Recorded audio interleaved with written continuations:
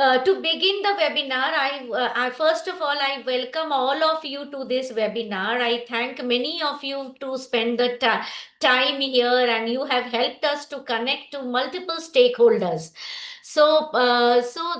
We do have a lot of stakeholders from the tea company, and Rajkumar, at one point in time, I will be grateful if it is open to the attendees as well, because we would like to hear a lot from them.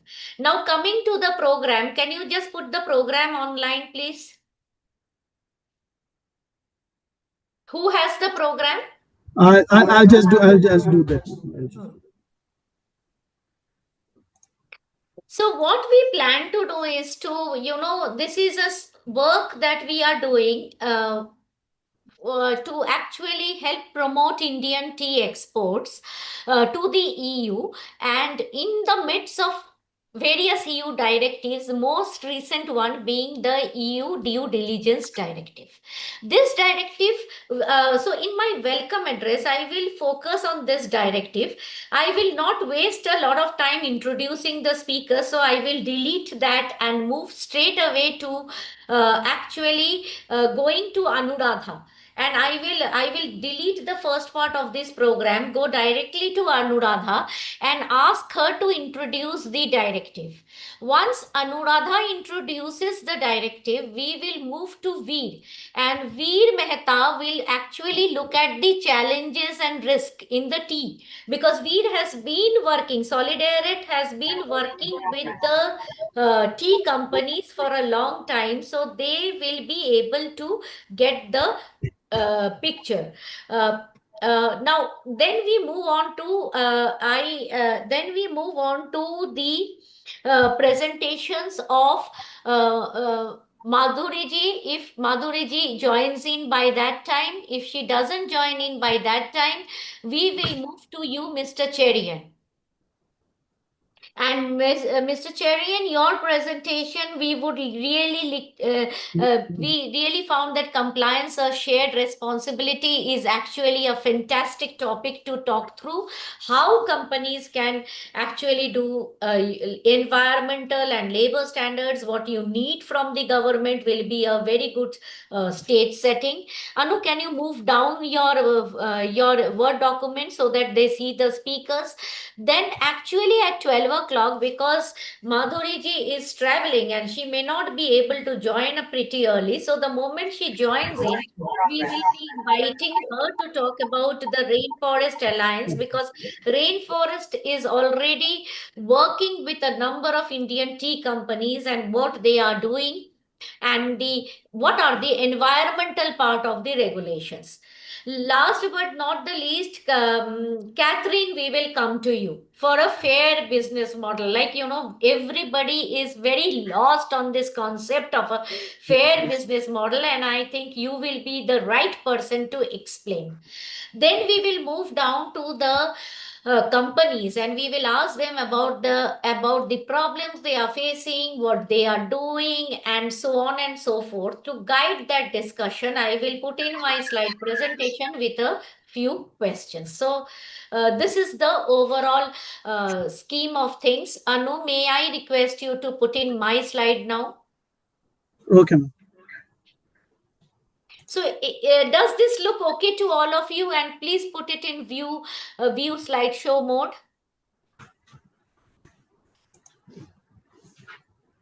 Is the slide visible to everybody? Can anybody confirm the slide is visible, please? Yes, ma'am. Yes. Yeah. Thank you very much. So this is the webinar today. Let me go to the next slide.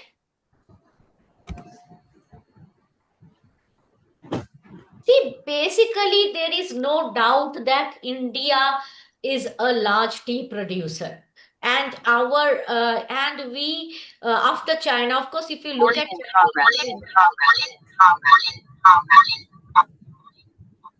Anu, can you mute yourself? Mute yourself, and can you go back to the previous slide? Yeah. So India is a large tea producer, and we are producing a lot of GI product, one district, one product that has been thought through, and we are also a very large tea exporter. So we are a large producer, a large exporter, but does not mean that we don't have competition. China is still the biggest. Kenya is picking up. The world is moving away from very high flavored tea like Darjeeling tea, etc., to to many things which is called tea, but not necessarily a different variety. So they are looking at oolong and other varieties of tea, green tea, and so on. Next slide. EU is a very, very large market for us, and keeping our position in that market is of our interest. And we are also negotiating a trade agreement with the European Union, and therefore we would like to use both our bilateral good relationships and the trade agreement to have a secure position in this export market. And that's the concept behind which we kind of designed this study. Next slide, please. Last year has not been a very good year for our tea export. If you look at the data for several years, you will see that last year we faced a lot of rejections on the ground of not meeting the food safety requirements.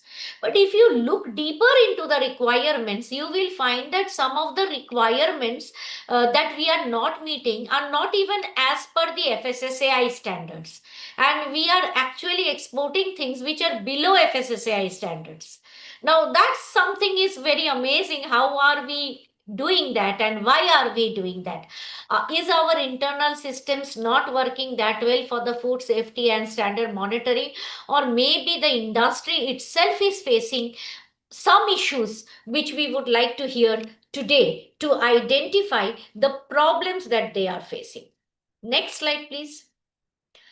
uh, See, basically, European Union from time to time come up with regulations which member countries have to follow.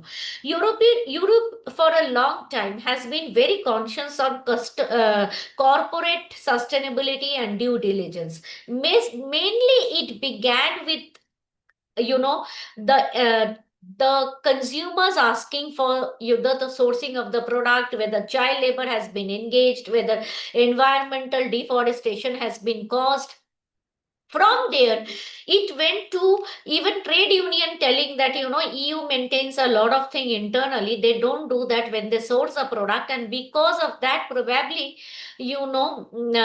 the product is of a substandard quality or a lower price, and so on and so forth. By quality they actually meant here not following the labor and environmental due diligence process.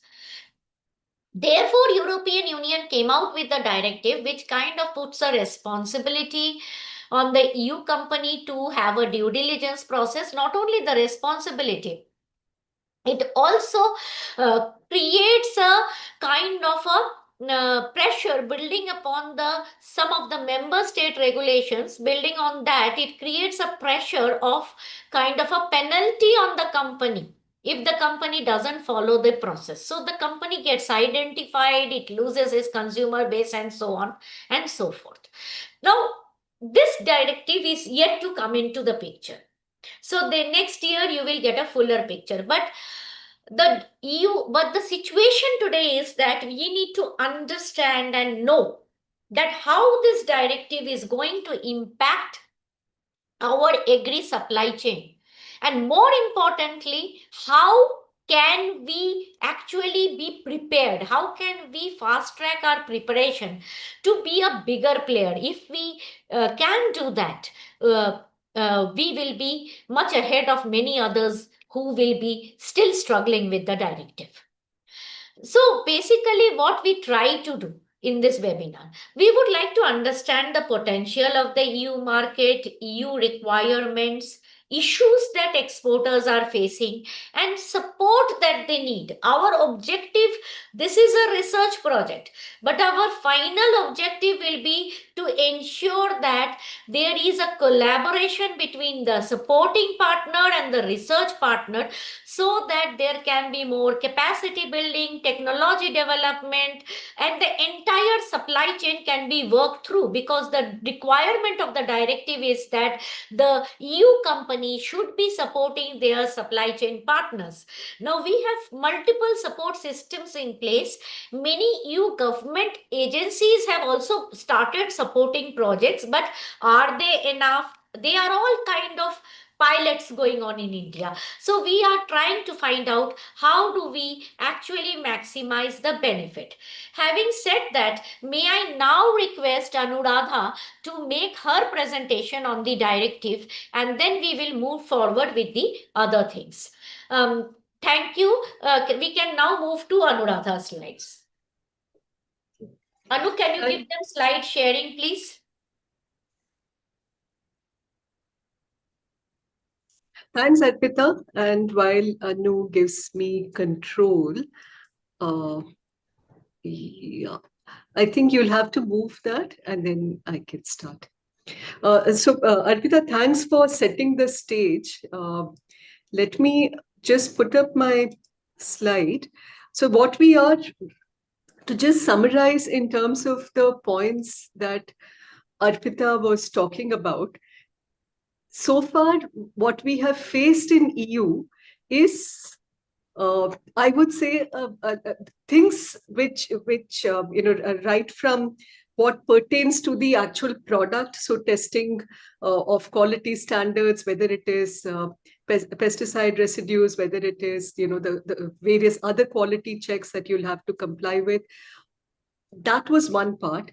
You also have heard of their deforestation directive, which pertains to traceability in terms of origin of the product. And I understand both Coffee Board and Tea Board already have collaborations with ISRO and are doing a fair amount of cutting edge work to stay ahead in terms of preparing yourselves for not just this directive, but also for a broader understanding of how tea is cultivated and what all will, how it will really impact growth strategies, etc. But what we have in front of us is of a different character. In terms of the new developments, the sustainability related directives that Arpita was broadly introducing. And the challenges that it presents are, sorry, 1 second, I think there is, I'm just going to, not getting the actual slide, just 1 second. Yeah, is this clear? Arpita? The challenges that it presents are relate to not just what is within your control, within the Tea Board's control, within the your members' control, but also entities in the upstream and downstream supply chain altogether. So that's something which increases the nature of responsibilities that you'll have to take. As Arpita indicated, this is something which we need to start preparing for, because the directive is really a directive for each of the EU member states to put in place their laws for implementing the directive. As the name indicates, this is not a regulation. You may have heard, for example, of the CBAM regulation. That's a regulation which gets implemented as is based on EU's implementing regulations. But this is of a second category, whether it is the deforestation directive or you would have also heard of the environmental reporting directive, and this is the corporate sustainability due diligence directive. Each of these are dependent on member states implementing their legislation. They don't have a choice. They have to put in place their laws. But the point I'm making is that the directive itself is a broad set of principles, and we haven't really started seeing EU member states implement it, because it's a phased approach, and that is still at least a year and a half down the line. We do have some precursors, however. Tea Board may already be familiar with the German law on sustainability and also the French law, which have been in existence for at least 5-6 years now. So not exactly in terms of the obligations, but broadly the principles that they too encompass is the fact that there has to be a thorough control over each of the actors in the supply chain in terms of what practices that they are following. This presentation is just therefore going to focus on what we need, what are the principles that it lays out and what is it that we need to consider and start preparing for. Interestingly, the legislation, as with all other legislation that EU puts in place, the actual obligation will be on the importing entity, but the impact is on both EU and non-EU entities based on certain revenue thresholds. The obligation on the entity is to ensure responsibility on the chain of activities. When we say chain, it refers to subsidiaries, business partners, upstream supply chain, downstream transport, distribution, so on and so forth. The onus is on each of the entities that is impacted, which will include non-EU entities also, to ensure compliance with human rights and environmental standards. Now, this is again very broadly crafted. It refers to an annexure with a number of international human rights and environmental conventions. India is a party to practically all of them. India has ratified most of them. To give again a small example, if we look at something like child labor, that is something which India has ratified, but also acknowledges that the enforcement of it at a governmental level is not entirely 100%, because there are instances when these issues of violation do come up. But the fact is that this is a constitutionally guaranteed protection, and there is a law prohibiting child labor. So there are legal mechanisms within the country to address it.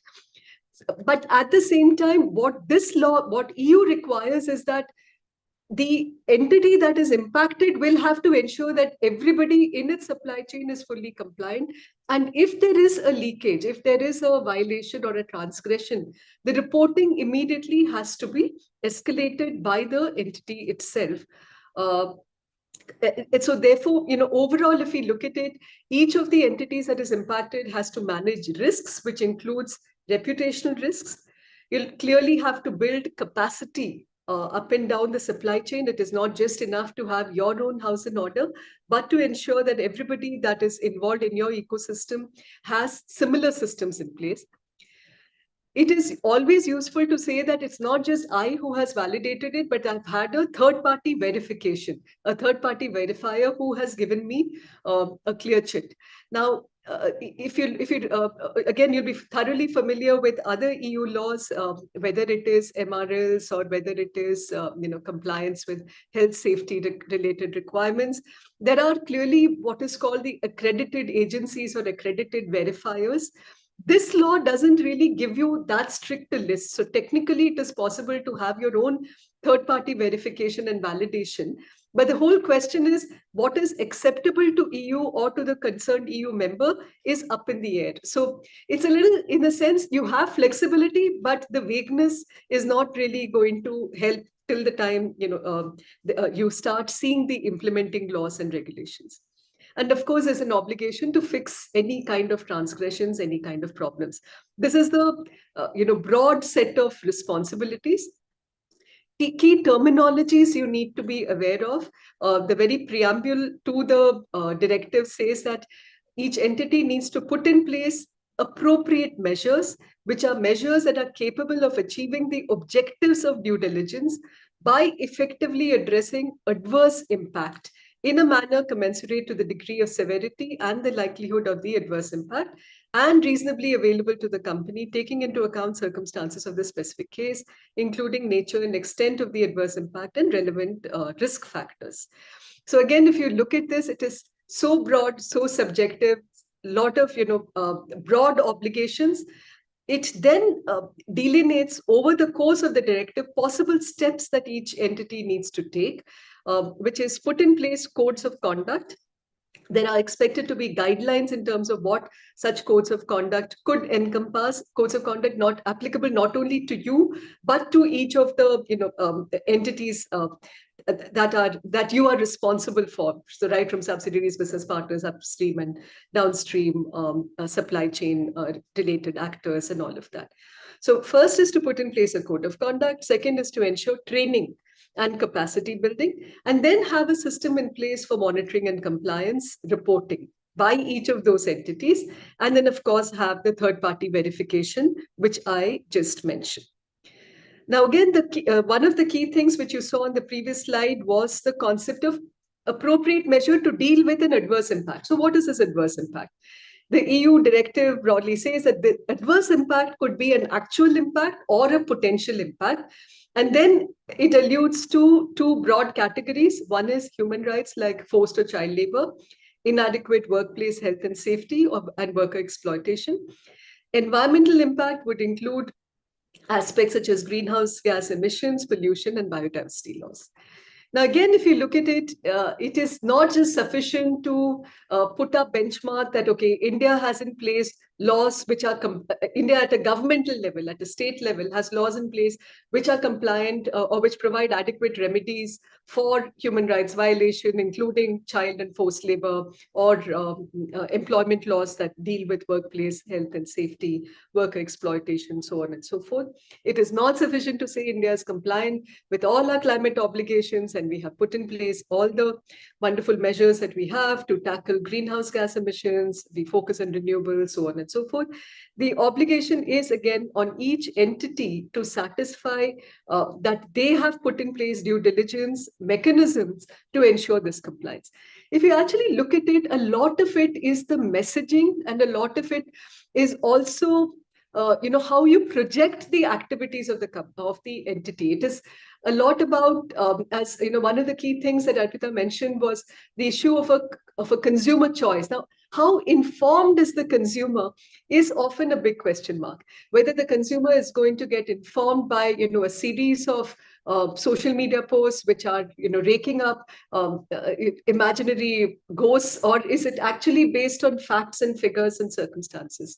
So this is something which I don't need to tell this audience.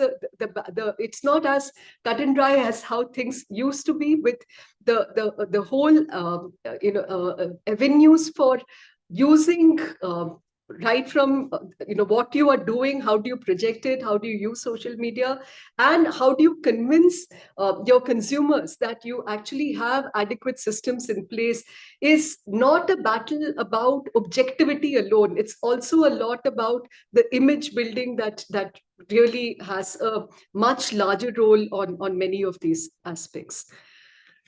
So one of the things that needs to be done is, publicize what is it that you're doing, the code of conduct, the due diligence. And then what you need to definitely have is establish a complaint procedure and grievance redressal mechanism. Again, the principles that this will have to adhere to, in the absence of a concrete EU law which tells you that this is what you have to put in place. The directive simply says that establish complaints procedure which is fair, publicly available, accessible, predictable, transparent. The complainants must be able to make the complaint, request appropriate follow-up on the complaint, meet with the company representatives at a fairly senior level to discuss the actual or potential impact, and be provided by the company with the reasons why a complaint has been considered founded or unfounded. And where considered that it is with justification, then the information on what have you done to remedy a particular issue, what have you done to allay a particular grievance. As of now, again, there is nothing very concrete on the how and what should the exact measures that you need to put in place would be, because 4 key items are yet to evolve. As I mentioned, members have to enact the implementing laws, which we can expect by exactly in a year's time. That is July 2026. There are EU itself at the EU level is expected to come up with guidelines and model contractual clauses. What are model contractual clauses? It is the clauses that you can incorporate in your agreements with your vendors, suppliers, transporters, distributors, so on and so forth, which in a sense pass on the obligation or replicate the obligation for them, but it's not going to absolve you of the prime responsibility, because the ultimate responsibility is on the entity that is covered by the EU legislation. You also will have to put in place something called a climate transition plan. That is, what are the environmental aspects that impact your industry? Again, it's not enough that Government of India may be doing something, but as an industry, what is it that you're doing as a good corporate citizen to address climate change related issues?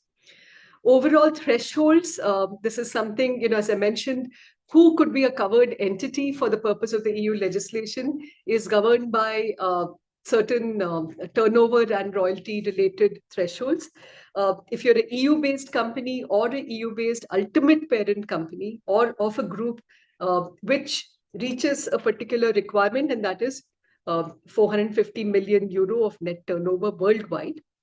It could be a EU-based company which has entered into or is the ultimate parent company of a group that has entered into franchising and licensing agreements in the EU, where the agreements ensure a common identity. And for that, the threshold is 22.5 million euro royalty and 80 million euro net turnover threshold. For non-EU based companies, or it could also be a non-EU based parent company of a group, the threshold requirement is again the same as for a EU based, which is 450 million turnover. And again, similarly for a non-EU based company which has entered into or is the ultimate parent company of a group which has entered into, which operates through franchising, licensing, so on and so forth, which overall establish a common business identity, the thresholds would be 22.5 million euro and 80 million euro turnover, net turnover worldwide. So broadly, these are the requirements that we need to keep in mind in terms of obligations. There are also employee-related thresholds for the two. What are the two obligations that you have? One is in relation to what we have, the human rights and environment due diligence obligation, and the second is the climate, the climate change-related transition plan. And then there are the reporting requirements. So when do you start putting in place due diligence and when do you start doing the reporting requirements? Those obligations based on the size in terms of employer and employee workforce related size, the obligations kickstart 2 years from now, which is from July 2027 onwards. And these are the various timelines based on the various thresholds. So broadly, this is where it stands. Things should start becoming clear, hopefully by early next year, in terms of guidelines that we get from the EU level. And by mid next year, when EU members actually start putting in place the legislative frameworks on how this would operate. Arpita, I think, this covers what I want. Thank you very much, Anuradha. Anu, just logistics, please give Veer the screen sharing.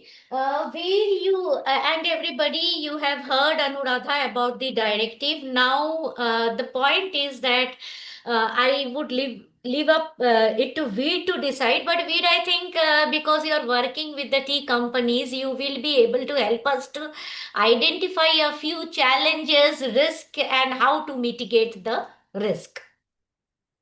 Over to you, Veer. Yeah, thank you, Arpita. I'm just gonna. Is my screen visible to everyone? Yeah, Veer, if you just give a two-liner introduction about yourself and then start the presentation. And you have to do actually, now it's fine.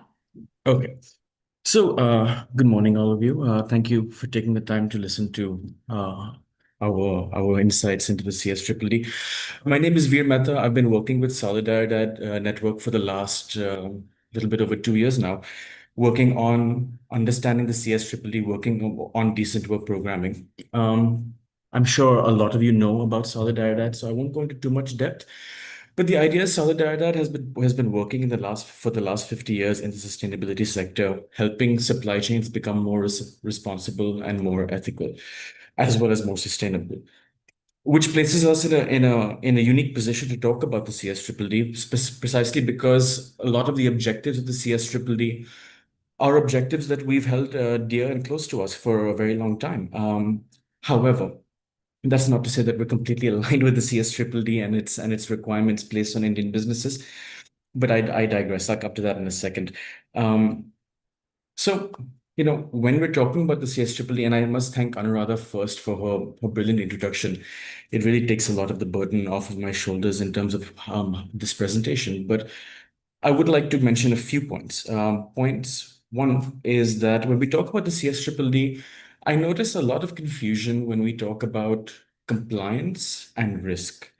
And I always like to start these presentations by saying that the CSDDD is a risk-focused legislation, not a compliance-focused piece of work. What does that mean? How are we drawing that difference between risk and compliance? What we're trying to say over here is that the CSDDD asks you to identify risks in your supply chain. It's a risk of adverse impact, as Anuradha explained to us.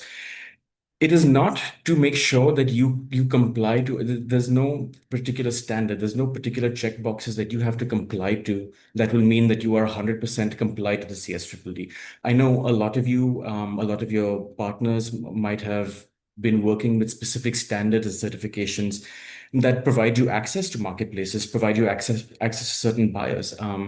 I know, for example, Salidaridad itself has the Trinity and the Trustee standards that we ask tea growers to look at and see if that's valuable for their own work. However, those are compliance-based checklists. The risk-based approach is what the CSDDD talks about. And what exactly is that risk-based approach? It asks suppliers, growers, people who sell to larger brands and brands themselves to understand what are the risks in the supply chain, do the identification of those risks, and then work on those risks, provide an action plan to understand those risks. That doesn't mean that suppliers and growers are responsible for the eradication of all the social ills and the environmental ailments of their particular geographies and cultural contexts. We're not asking, the CSDDD rather, is not asking that we eradicate child labor from the tea value chain. Of course, that is an ultimate aim that we can all aspire to, but that is not the stated aim of the CSDDD. The stated aim of the CSDDD is to ensure that companies understand their risk for child labor or bonded labor, sexual harassment, GHG emissions, a host of issues. Understand their risk for these issues, understand how to prevent these issues, and provide a corrective action report and a risk report to their buyers to show how they have been working on these issues. I would also like to, another thing that I enjoy saying when I introduce the CSDDD is that, yes, the CSDDD is a paradigm shift in how we are going to do business. All of you might have seen that from the CSDDD's initial launch in 2023, December of 23, to what it is now, it has undergone significant changes. Some of the criteria that Anuradha was so brilliantly explaining to us have undergone significant changes. The thresholds have gone higher. The number of suppliers within the supply chain that come under the ambit of the CSDDD has become stricter. So yeah, the CSDDD has undergone a lot of political changes, and it would not come to a surprise to any of us if it undergoes a few more of these political changes. However, the paradigm shift is clear. The era of voluntary due diligence is very close to an end. We're seeing the era of mandatory reporting come close. And whether we'll see for a while mandatory and voluntary interacting with each other and being symbiotic with each other, or mandatory taking over voluntary, we're yet to see how that'll work out. But what does that mean for us as Indian and Global South suppliers? It's the European Union loves to say that the CSDDD is this extremely inclusive piece of work that ensures that European marketplaces and global marketplaces are going to become ethical, responsible, environmentally friendly. And that's great to hear, but is that always going to be the case? Is that true? And that's one of the questions that struck me when reading the CSDDD. And one of my favorite writers, a Slovenian man by the name Slavoj Žižek, he asked the question that when anything claims to be completely, you must first ask yourself, who is it actually excluding? And using that line of investigation when coming into the CSDDD, we see that there are people who can run the risk of being excluded. And who are these people? They are our Global South suppliers, our Global South manufacturers, Indian tea growers, Indian coffee growers, leather manufacturers, and so on and so forth, who are well entrenched in global supply chains in the Global South, however, run the risk of being excluded because they can't quickly comply with the CSDDD. And that has been our guiding question at Salidaridad. How do we work on the CSDDD while ensuring that Global South suppliers retain their competitiveness, retain their space in global marketplaces, as well as scale up those aspects? And my presentation today is going to be answering that core question in the context of tea. So as I said, the CSDDD has a few major pillars, and Anuradha has already explained them in some detail. But again, just to highlight that when we're talking about risk, the idea that a company, a grower, a buyer, a seller has to first identify their risk. Once identified, they prevent their risk, they cease it from happening again. They provide remedy options to those who have been adversely impacted. They implement policies to mitigate that risk. They monitor and they provide redressal. They provide avenues for redressal, for example, a grievance redressal mechanism. I would say from all of these pillars, they're of equal importance.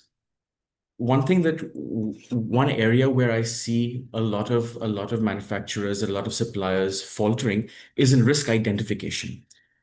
A lot of the people that we've spoken to, Solidarity has had multiple multi-stakeholder initiatives across multiple sectors, agri and non-agri sectors, in understanding how suppliers are starting to understand the requirements of the CSDDD. And it is on this pillar that we see the most confusion, risk identification. So I would like to take just a few minutes to discuss this. As I've already said, the idea is to identify risks, not to comply with certain pieces of legislation, for example, ILO frameworks and OECD frameworks.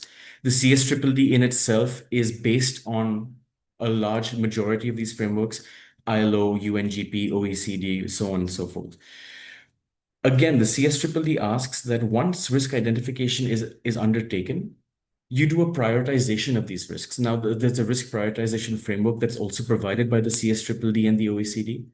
What this risk prioritization framework states is that if a supplier identifies a risk of child labor, for example, and at the same time identifies a risk of high GHG emissions, that supplier has the duty to first prioritize those two risks, see which risk has the highest potential for adverse impact. And in this case, it would most likely be the risk of child labor because you have the most tangible risk of adverse impact for that particular child at that moment. So then the CSDDD then requires that through risk prioritization, that supplier first work on the child labor issue and then approach the GHG issue. So that is a very important point because a lot of people ask us that, we have so many risks once we do a risk identification. Which one do we work on first? We work on all of them now. We don't have the profit lines to do that. We don't have the business resource availability to do that. How are we going to do that? So the idea is that you prioritize. And if you can show your buyers or if you can show anyone who asks you for your risk reports that we've prioritized our risks, and yes, there are other risks that we haven't started working upon yet, but we have worked on these three core issues or these two core issues that we have identified as the highest potential for adverse impact, your liability under the CSDDD ceases to exist because you're already working on those risks. So through Anuradha's presentation and through this brief introduction on the CSDDD, we understand the potential opportunities and the challenges that come from the CSDDD. However, there are some specific questions that I would like to take us through, and I think that are prescient not just for the tea industry, but also prescient for most Global South manufacturers and suppliers wanting to sell to the EU market. Let's take the first one. Do voluntary initiatives still matter? We have legal mandates as a CSDDD now raising the bar, but voluntary efforts still guide our ambition and our innovation. There's voluntary standards and certifications already exist. Do we let those go? Do we only comply with the CSDDD? Obviously, that's not the case. So how do we meld the two of them to work together? Another very important question is who shoulders the burdens of this compliance?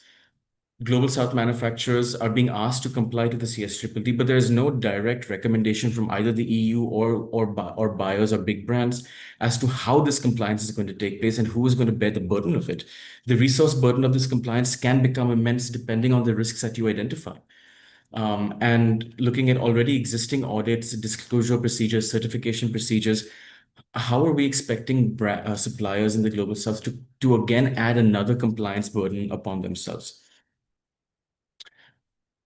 A lot of conversation on just transition has also taken place in this context, right? The CSDDD states that brands must help suppliers comply with the CSDDD, but it doesn't say how. It says that the brands must help suppliers undertake a just transition toward the CSDDD, but again, it doesn't say how.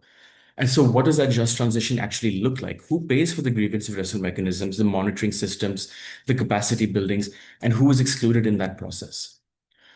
I won't go through each of these questions. You can see them on your screen today, but all of these questions lead up to the question you see at the bottom of the screen is how do we incorporate these requirements while retaining business competitiveness?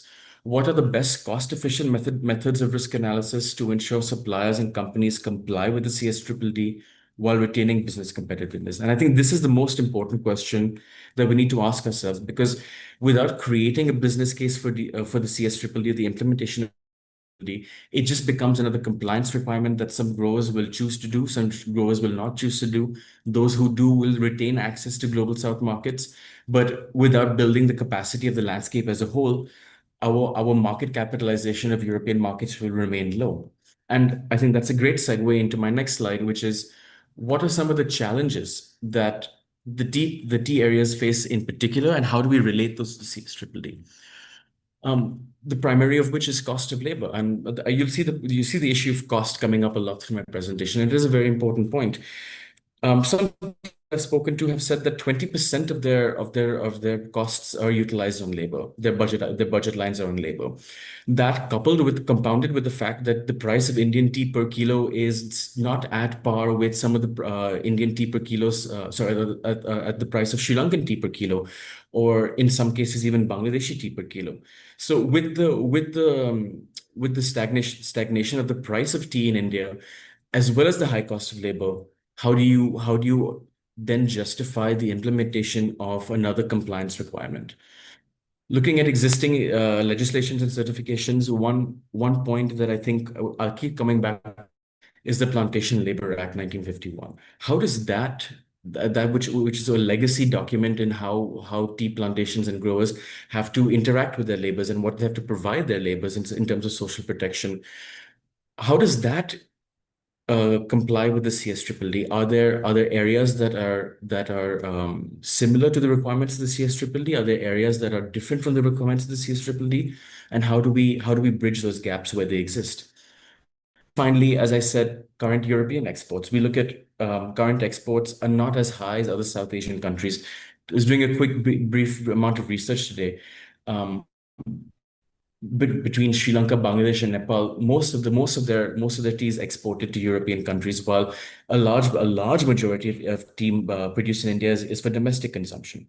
So, in a market that is purely for domestic consumption, how does that relate to a legislation that talks about global value chains? Of course, we do have certain, there is Indian tea going to European exports. I know that Germany exports around 20 to 34% of their tea solely from India, if not a little more. And there are other European countries that do that. Anuradha has already said that there is an existing German due diligence legislation. So that does mean that small modicum of tea that is being exported to Germany will come under the ambit of this legislation and any future due diligence legislation that comes out of Germany. So these are the challenges that exist in tea and in relating that to the CSDDD. However, I think one of the key questions that we must ask ourselves is how does the PLA, the Plantation Labor Act 1951, relate to the CSDDD? And I've done a bit of a legal analysis that I'd like to take you through a little bit to understand how exactly the requirements are similar from the CSDDD and the PLA and how they differ as well. So I'll give you two examples from the similarities. So for example, the the CSDDD and the CSRD require quantitative KPIs on workforce, occupational health and safety, community impact, supply chain traceability, and ready evidence audits. A lot of the work done by the T board that has been required by the PLA, as well as a work on top of that, it already does comply with this. For example, the provision of housing to workers, the provision of free electricity, the provision of a lot of other social protections to workers already meets many of the requirements of the CSDDD, and in fact goes beyond that. But let's talk about some of the areas where the CSDDD and the PLA are inimical to each other. For example, when we talk about wages. Now, the CSDDD requires that the workers be paid a living wage. However, based on the requirements of the PLA and based on Minimum Wages Act, the workers are not paid a living wage. They're paid a combination of housing, supplements, as well as a wage that when put together, obviously does go above the minimum wage. However, with not having conducted a living wage analysis of these workers and providing them a specific living wage, you start seeing some of the key differences in what the CSDDD requirements ask for, and what PLA and the Indian Tea Board and the Indian tea landscape in general provide workers. So one of the questions we must ask ourselves, and one of the questions I think must be implemented in this study, is how do we look at existing legislation in India and combine that with the requirements of the CSDDD, so that the PLA becomes a springboard rather than a roadblock for the implementation of the CSDDD in tea. So what would that look like? What would the implementation of the CSDDD in tea actually mean to us? We've looked at a lot of the challenges, and we've looked at a lot of the questions that are unanswered in this context. Salidaridad has created a self-assessment toolkit that growers and farmers can use to quickly understand their gaps to the CSDDD. What we've done is we've taken the same international standards that the CSDDD is built on. We've taken human rights, environmental stewardship, multiple sector-specific standards. You can see the standards on your screen over here. We've also taken particular sector-specific standards. I've mentioned Trinity and Trustee before. We've taken sector-specific standards from other agricultural commodities as well, combined them into our toolkit to understand what are the requirements from these standards in the context of risk.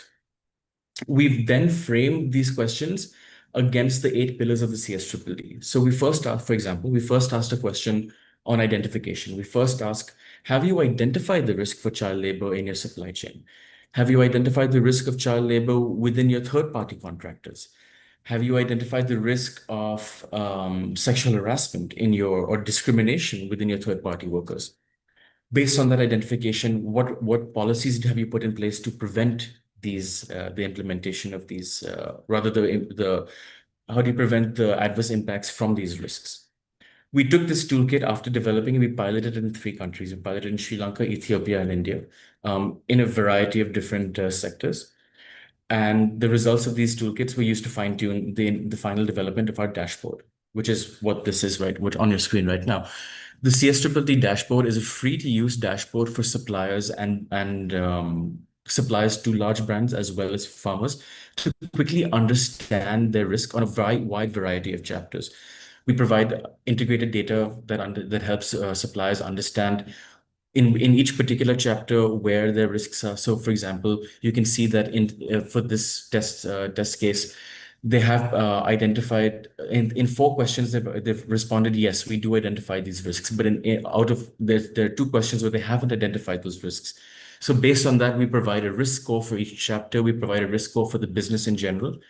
And we also allow suppliers to directly connect with their brands and create a integrated generated risk report directly to their brand on the dashboard, so that the supplier doesn't have to then develop a risk template of their own, send that across to the brand. The brand has to check that. Here, the brand can quickly sign in, ask their supplier to link their data, and then automatically see the supplier's risk data in real time. What we've seen in our pilot results, I'll quickly go through this as one of my last slides, and then I'll quickly go back to the PLA because I think that is again an important point. Our pilot results in Kanpur, Addis, and Sri Lanka have shown that across most pilot locations, baseline knowledge of the CSDDD requirements is limited. What is it?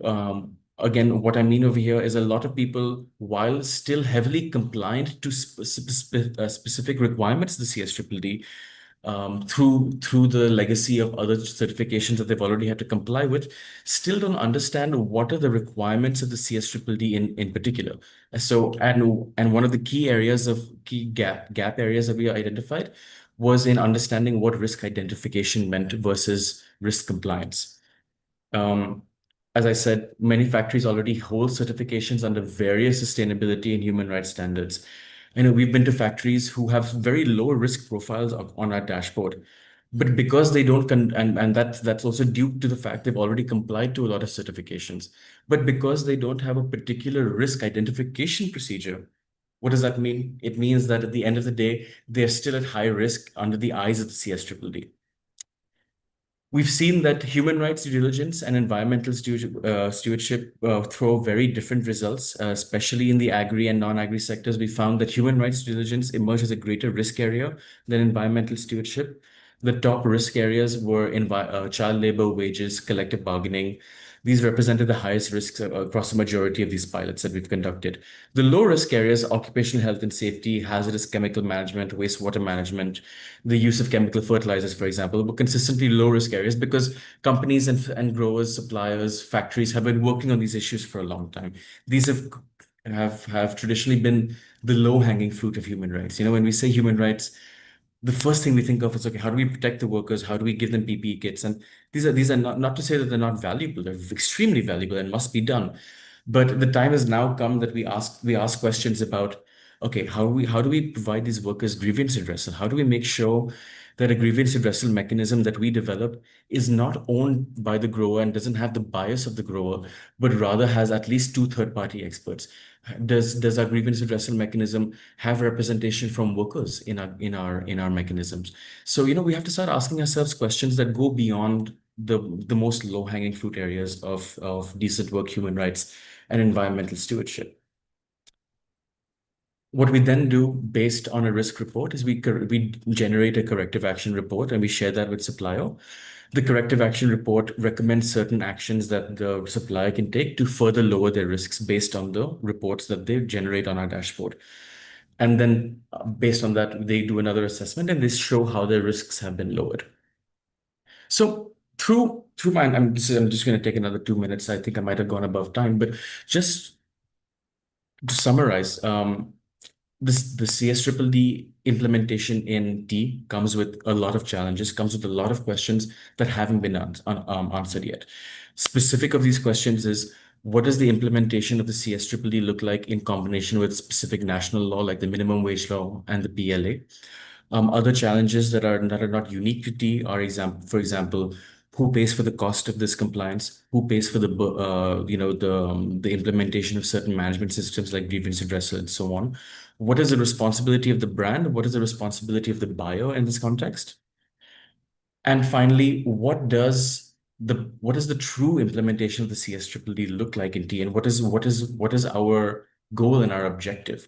Is our goal and objective to dominate European markets by making Indian tea the most risk-free tea in the global south? If that is our objective and our appetite, then the implementation of the CSDDD is a must. Even to retain the small market that we have in countries like Germany, the implementation of the CSDDD is a must. And finally, and my last question is, how do we do that? How do we implement the CSDDD while still making sure that our suppliers, our farmers, our growers, the workers working in tea increase their profits, increase their productivity, as well as increase or rather lower their risk on human rights and environmental issues? So thank you very much for your time. I apologize if I've gone above time, but it was a necessary conversation. Thank you, Veer. And I did give you a little extra time to raise three core issues which we will be discussing in today's event. And that is, what kind of challenges that you may face in actually meeting the compliance. They can be regulatory, they can be cost challenges, they can be capacity and technology. challenges. I believe Madhuri ji has joined and she is actually having another meeting.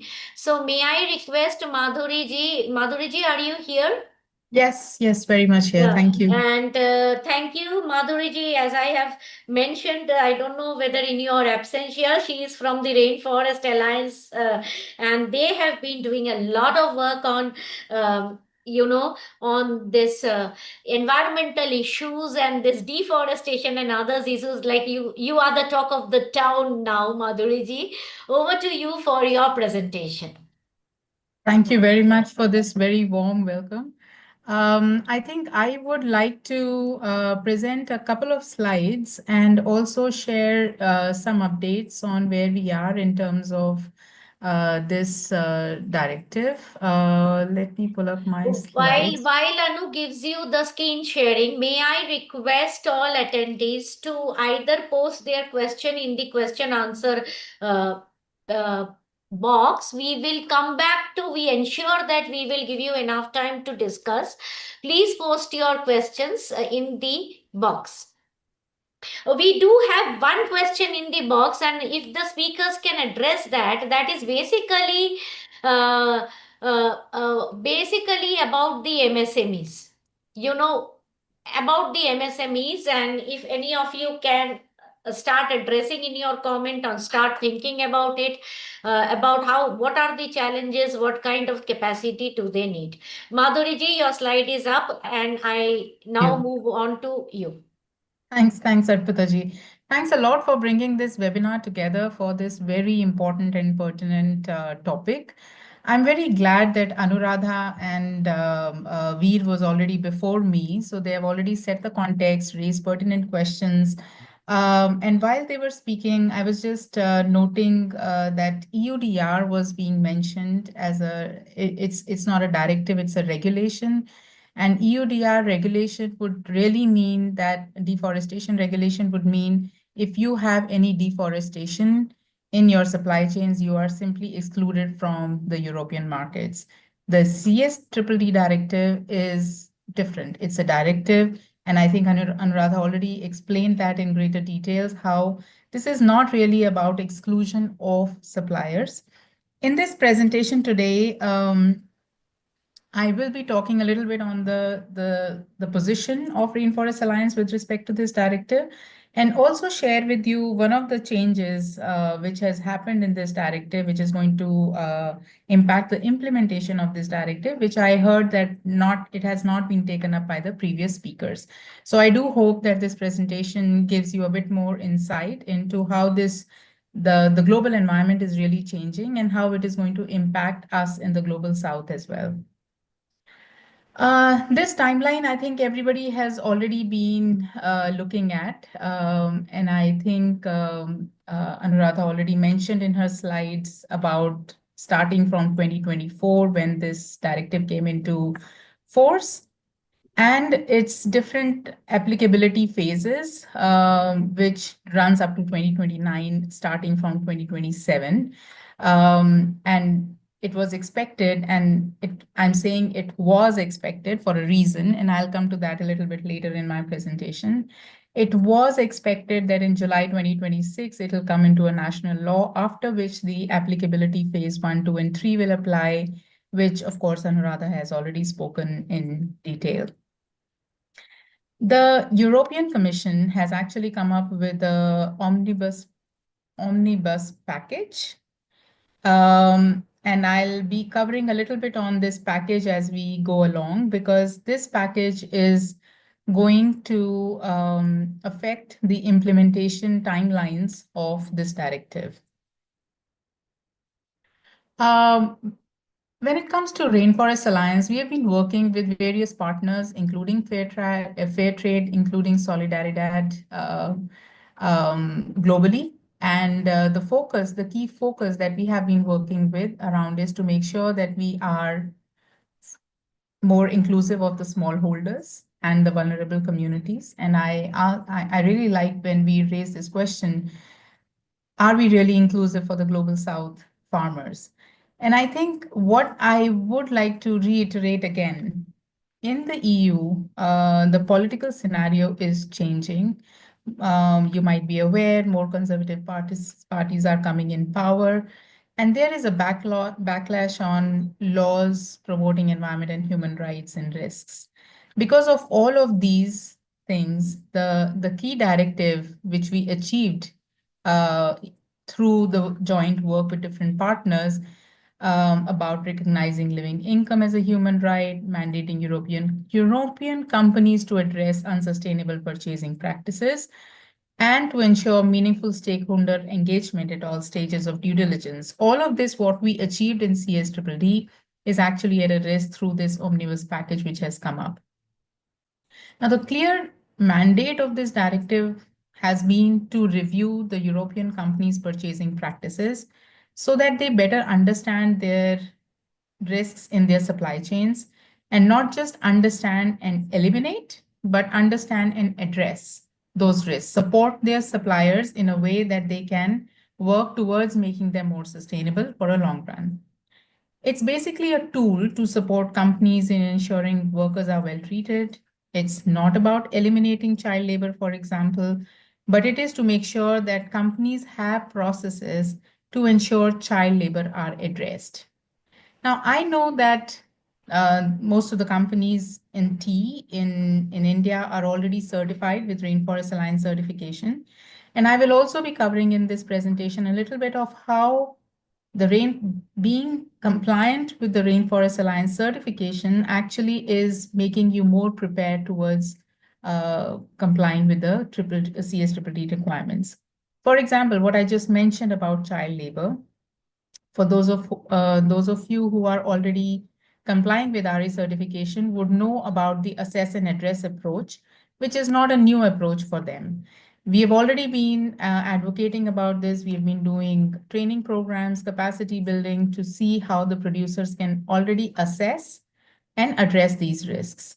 And I'll come to a little bit more on how the Rainforest Alliance certification standard is kind of journey towards complying with CSDDD. But before that, the omnibus. What did I mean about omnibus? It's a legislative instrument to amend several distinct but connected legislative acts in one shot. Now, there are different packages within this omnibus package, but the package that I've brought in here, which is directly related to the CSDDD, is about amending this directive and proposal to postpone these directives. This was proposed as part of new simplification agenda of the European Commission with the objective to reduce the administrative burden of businesses. Now, it's not a law, it's a directive. But at the same time, it has to, and what does it really mean by when we are trying to say that it has to meet, there are two, European Union and European Commission. These two, and I'm sure Anuradha knows better about it, before this directive comes into play, it has to meet both EU as well as European Commission's approval before it is formed into a law, which is a longer process. Now, the changes which are being proposed in it is that the value chain scope. Now, the changes which they are suggesting is that due diligence obligation only for direct business partners, not for the entire value chain.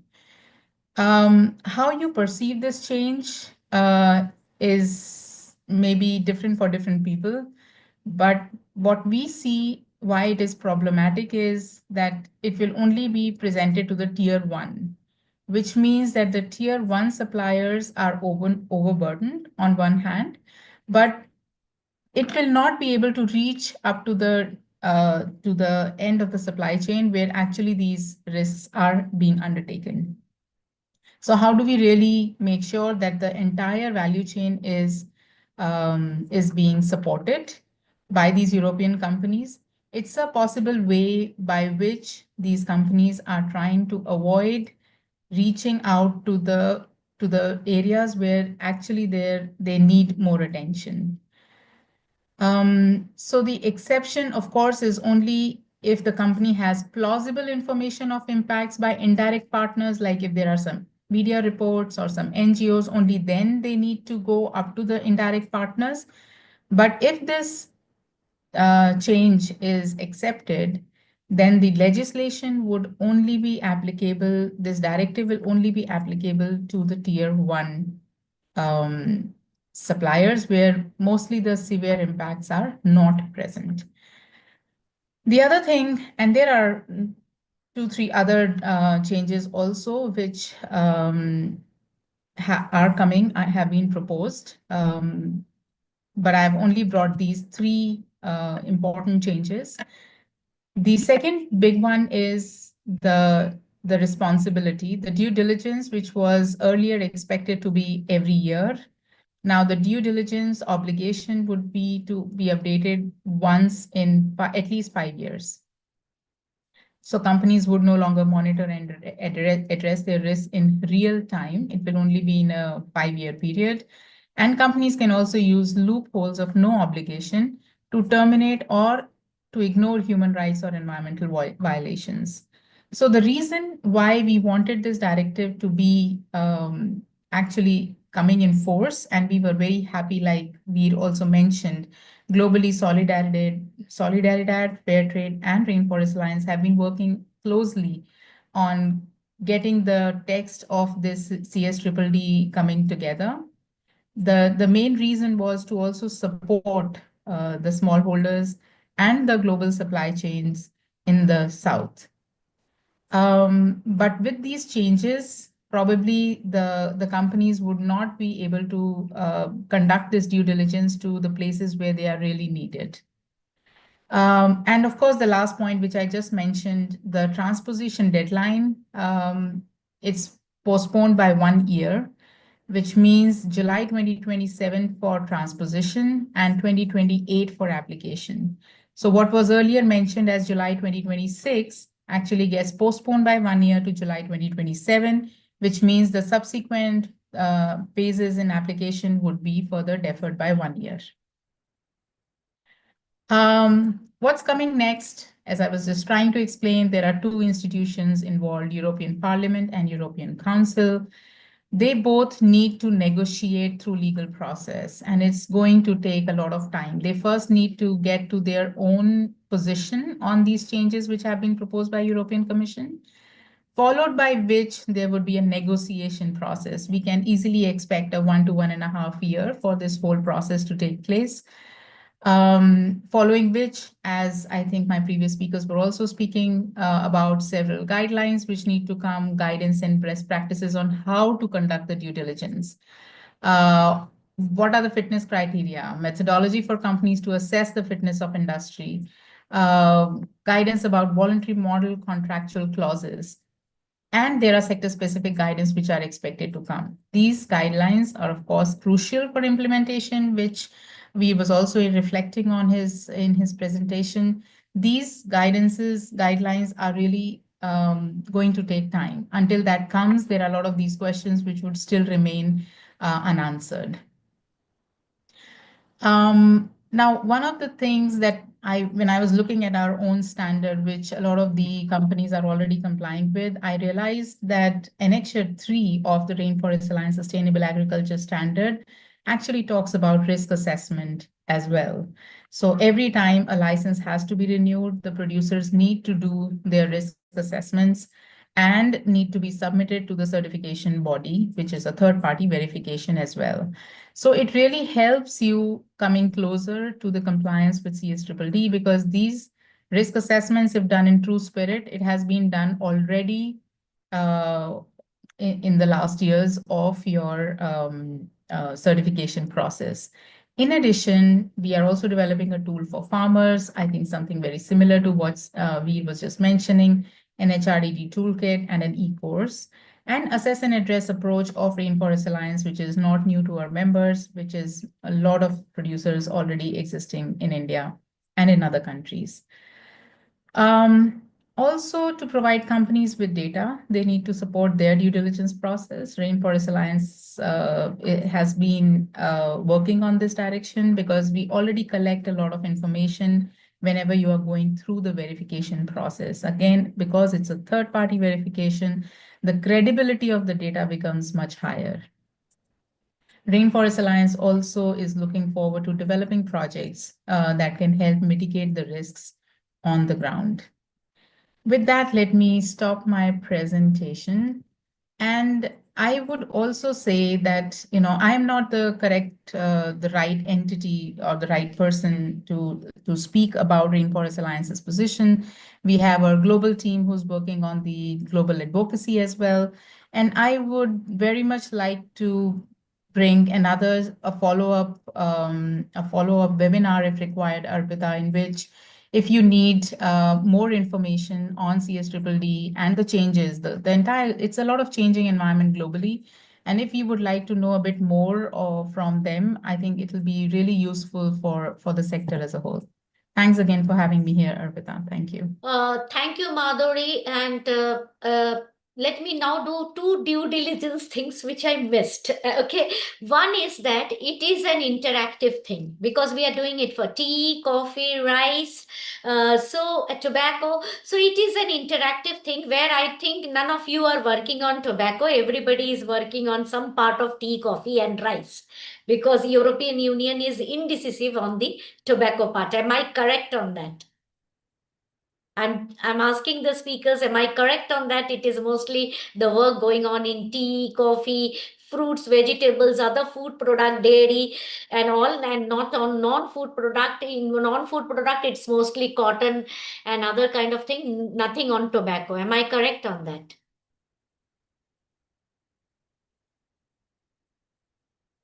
In terms of the work that you all are doing, Rainforest Alliance, Salidaridad, and others. Yeah, we are mainly working on tea and coffee to be, the crops that we really certify. But Yeah. I'm sure that the directive might be applicable on other crops Directive as is well. applicable to all agri products. So directive Exactly. it's applicable to everything. So it applies to Yes. tobacco as well. So I Yes. just wanted to check that because that is where there was a lack of clarification. Secondly, there is a question we targeted towards you, which I want to cover at this stage. The question is on labor, cost of labor, and it is being by Ritik Pal Chaudhary. Ritik, do you have? Can we open it up for the participants because Ritik has asked this question that he thinks that the labor cost is 60%. You said, but basically you are underestimating the labor cost. I don't deny that for some growers the cost is up to 60%. All I said was the growers that I've spoken to had given me this 20% figure, but for some it could go up even much higher than that. And my response to that point is that it's even more indicative of the need for a cost-effective way of implementing the CSDDD. So I don't claim to say that this is the only figure that's true. I'm sure there are growers out there that spend a lot more on labor than others. Correct. And I would like to ask Ritik. Ritik, are you into tea business? Can I have Ritik online, please? Can I Rajkumar? Can I access Ritik, please? Rajkumar, Anu, can I access the attendees, please? I'll just ask Rasu. But it cannot be a long drawn process like that. It has to be a fast process, Anu. While I do that, let me move to the next question, which is with such long gaps and limited scope, it is not the risk that is just becoming a formality. How can real accountability be ensured if we are not constantly updating or looking at tier one? This is a very interesting question. Who would like to take it up? Veer, Madhuri? Sure, I can give my feedback on this. So I think, a lot of the things that Madhuri mentioned and that I omitted to mention, all of these things are a fantastic, accurate representation of where the CSDDD stands right now. And this issue that the CSDDD is now limited to tier one suppliers is as CSO see it, a problem. The ambit of the CSDDD has been heavily curtailed with all the political storms the CSDDD has been weathering over the last few years. And the CSDDD says that okay, there's going to be a direct impact on tier one suppliers that will have to start complying to this legislation. But we also have to ask ourselves, what about the indirect impact to tier two and tier three suppliers? What will that look like? That, and again, I'm really here only to offer questions and not too many answers to these questions, unfortunately. But what is that indirect impact that tier one will then start requesting from their tier two suppliers look like? Will they demarcate their export requirements to their domestic consumption requirements? These are all questions that need to be asked and need to be looked into. So yeah, that's my response to that. Yeah, and just to add to that, Veer, I think this is still just a proposal, but this also shows the pushback which probably is coming from European Commission, because they don't want to go up to the root cause of where all the problems lie. So I kind of agree with Vidhi, who's raised this very important questions, because real accountability can only happen when we really go beyond tier one, and it is done more at an annual basis and not really at a 5-year thing. So at Rainforest Alliance, we are not very happy. And I'm sure a lot of the different partners that we work with would not be very happy with these changes which are coming through. It's again a long drawn process, and we can only hope that it doesn't get approved because that will really defeat the whole purpose of coming up with this directive. Thanks. Precisely. And so if I can just add another point over there, is that we also see, once these laws become actually transposed into the laws of EU member states, we also see how those are transposed. Will some countries take it a little further and require an extended jurisdiction of their supply chains, or extended jurisdiction of due diligence across their supply chains, or will they limit themselves to the letter and the law of the CSDDD? That also remains to be seen. Okay. Thanks a lot for these clarifications. Now, Ritik, does that answer your question? Is my first good afternoon. I should have introduced myself. I am head of marketing for McLeod Russell. We are among the largest producers of tea in India, and we own 31 tea estates in Assam, 2 in Doas, and we have a presence in Uganda as well. And we're of course Rainforest Alliance certified, as well as Fair Trade certified for 3 of our estates in Assam. And we are the largest exporters out of Assam into the UK and the EU, and in fact globally, for possibly the last 3 or 4 decades. So that's just a brief on the company, and so hence my clarification for labor cost, which is now approximately 60%. This of course varies depending even across our estates, depending on yield, etc., which fluctuates. The point that can I ask you a question? Sure. What factor is leading to such high labor cost? Has it suddenly boomed up, or was it always very high? So historically, when the decision or call taken on labor cost or wages was a tripartite agreement between the government of Assam, the producing community, and the unions. And this allowed factoring the tea market for that period, or the period, I think it is a 2-year agreement or a 3-year agreement. And for the past approximately 8-10 years, this is no longer an agreement, so to speak, but it is a decision taken by the government of Assam. Additionally, what I would also like to point out is that in the last, if I can just go back 10 years or 10-11 years, tea production in India was approximately 980 million kgs, and it was a very healthy time for the tea industry, where there was there was adequate demand. Now, if you fast forward and come to where we are now, there's approximately close to 400 million kgs of tea being added into supply, and this has come from the small grower section, which is not governed by the Tea Plantation Act. And we mentioned some very relevant points on living wage, etc. as well. So small growers now comprise about 50% of Indian tea produce, and they're not governed by the Plantation Labour Act. And this oversupply has caused a dramatic misbalance or disbalance in the average selling price for tea and what the labor cost is at.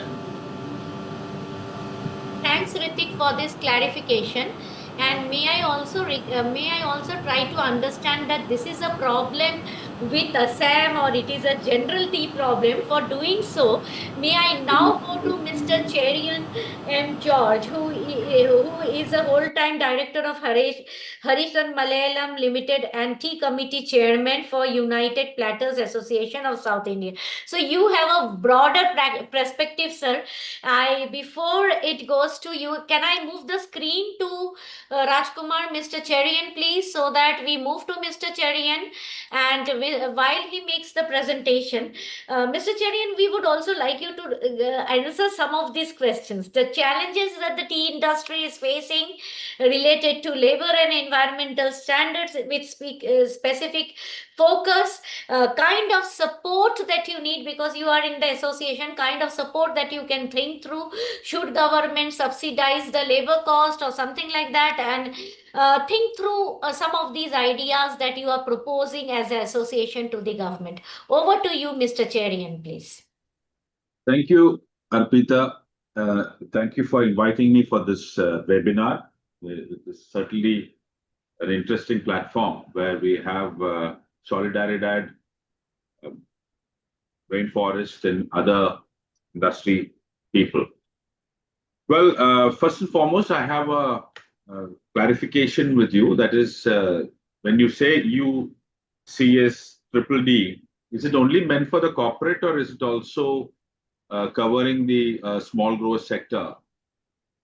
Okay, I can give that clarification myself. It is basically, it looks at you companies for a certain size of operation and their entire supply chain. So if their entire supply chain has MSMEs, they are impacted by the directive. No, thank you. So I understood that. See, the challenge, whether it is EUDR for coffee and rubber, or for that matter now this, the challenge is that it's very loosely framed. Now, if you look at the tea, like Ritvik, 50% to 55% comes from the small grower sector, which is completely unorganized. While in South, if you look at it, by and large, the Rainforest Alliance, Dr. Madhuri might be able to get a little more better picture. There's a lot of compliances or more compliances from the South, whether it is on the MRL or on the statutory or environmental side. Whereas when it comes to small growers, when the large growers operate in the small growing sector, they do have a chain of custody certified by the Rainforest Alliance or a trustee. But then again, the 50% which comes there in the bottle sector, which is manufactured under the bottle factory, there the compliance level is a big question mark. Because of lack of data, it is not that they're not doing it. I would say it's lack of data because the reachability is less. Even Salidaridad knows when they drove the Trinity program, the reachability is a big challenge. And therefore, everything is confined to this organized sector and for compliances. Now, it's very true that what Ritvik said, 60 to 65% is the labor cost in the plantation sector, or rather for that matter in tea. And that is not which has happened in the last 5 or 10 years, but historically it has been like that. And it is very little mechanization has happened here. But if you look at South, which I'm representing as UPASI's Tea Committee Chairman, the usage of child labor is far and wide not prevalent at all. prevalent at all, unless otherwise a small grower or a self-driven farmer engages somebody from their home as a family help within the system, which is very. I don't think there is any record to say that the child labor is prevalent. Today's biggest challenge, Arpita, is the shortage of labor in South. Severe shortage of labor. No fresh hands are coming in. Forget the youngsters. Forget the middle-aged. So that is the biggest challenge which is coming in. So when European Union corporate sustainability DDD comes in, I think the compliance is not the issue. The compliance with bit of awareness, which already has been driven by the Salidaridad in the past, or by RA's driving, or through UPASI's extended work, or even Hindustan Lever's WASF women safety program. There's a very large awareness created. But like I said, this clear differentiation of 50-50. Now you look at the buyers in the auctions or otherwise, which is exporting to Europe. Europe, or other for that matter, Indian exports is around 220 to 230 million kilograms, except in the last year, which is gone, of which 50% comes from South and 50% roughly goes from North. Out of the 240, about 25% goes to Europe. Yeah. Now, in the auction, in the current value chain, there is no differentiation between the compliant tea and non-compliant tea. And it's the price which is driving it, which is a very clear factor. Now, last year was a shortage year in India. Exports soared to 270 million. Of course, there's a component of imports from Kenya which has happened. But Kenya has thrown away the Rainforest Alliance. Now, where is the compliance? While European Union, we are all responsible. They may be a little more responsible than us, if you were to say that, because of the enlightenment whatsoever. But then, where are the teas going from here to there? Where is the compliance? The large corporates are forced to do this because there is traceability here. There is an organized sector here. So even the research on the Indian economic relations, what you all are doing, you're confining it to the corporates. But the tea, if you go to the auctions in Calcutta or in South India or in Assam, where is the compliance coming there? So I think there's a bigger role for both Indian government and the producers or people, stakeholders, I would say, to get involved in this. Today, if you look at it, European Union gives a direction, and some is driven by Rainforest Alliance, some is driven by Salidaridad and Trinity program, some is driven by WSF. Each of them is driving it differently. Now, we as compliant organizations, we find it extremely difficult to kind of go with all of these. And more importantly, without an export from Indian tea, which is like Ritvik has rightly pointed out, unless 250 to 300 tons goes out of India, the demand-supply balance is very weak, and therefore, if you look at the price in India, has been stable or rather dropping in the when you relate it to the current economic inflation. It has worked negative in the last 30 years. So the first thing I would submit here is that there should be a platform where the Government of India, Tea Board, Commerce Ministry, and similarly the stakeholders to get involved for compliance. Why should we want to take European compliance? We as India, we should be compliant. We should be compliant, and there should be a kind of a commonality which we should reach. And there should be a platform for that. Now, you take European Union compliance on PA, or for that matter, any MRO. Indian tea, when it goes to Europe, you have a limit of 150 ppm. Whereas you take chamomile, which is added onto the tea, they got a ppm of 600 ppm. 600 as a ppm. Why should you have two different standards for the same component of flavored tea? There is a lot of anomaly which has to be come in. Maybe it has not come to the attention of the people. Recently, about 6 or 8 months back, when I was in Europe, with many of the buyers, many of our buyers are from the various parts of Europe. They were also highlighting to me about this regulation which is coming in. The challenge is that they themselves are buying chamomile from another country, which has got a limit of 600 ppm, and tea at 150 ppm. and then you're putting in a packet and selling again in the Europe, then what is the compliance? Why is it only one person is asked to comply? I'm not for a minute saying that we should not do anything which is harmful for human being or for the environment. We should not do. But why this discrimination? Now, all this was kept in the back foot or a back burner when there was a shortage and there was a greater demand last year. So I think if the ICRIER can drive this thought that, look, you need to kind of bring in uniformity first at home.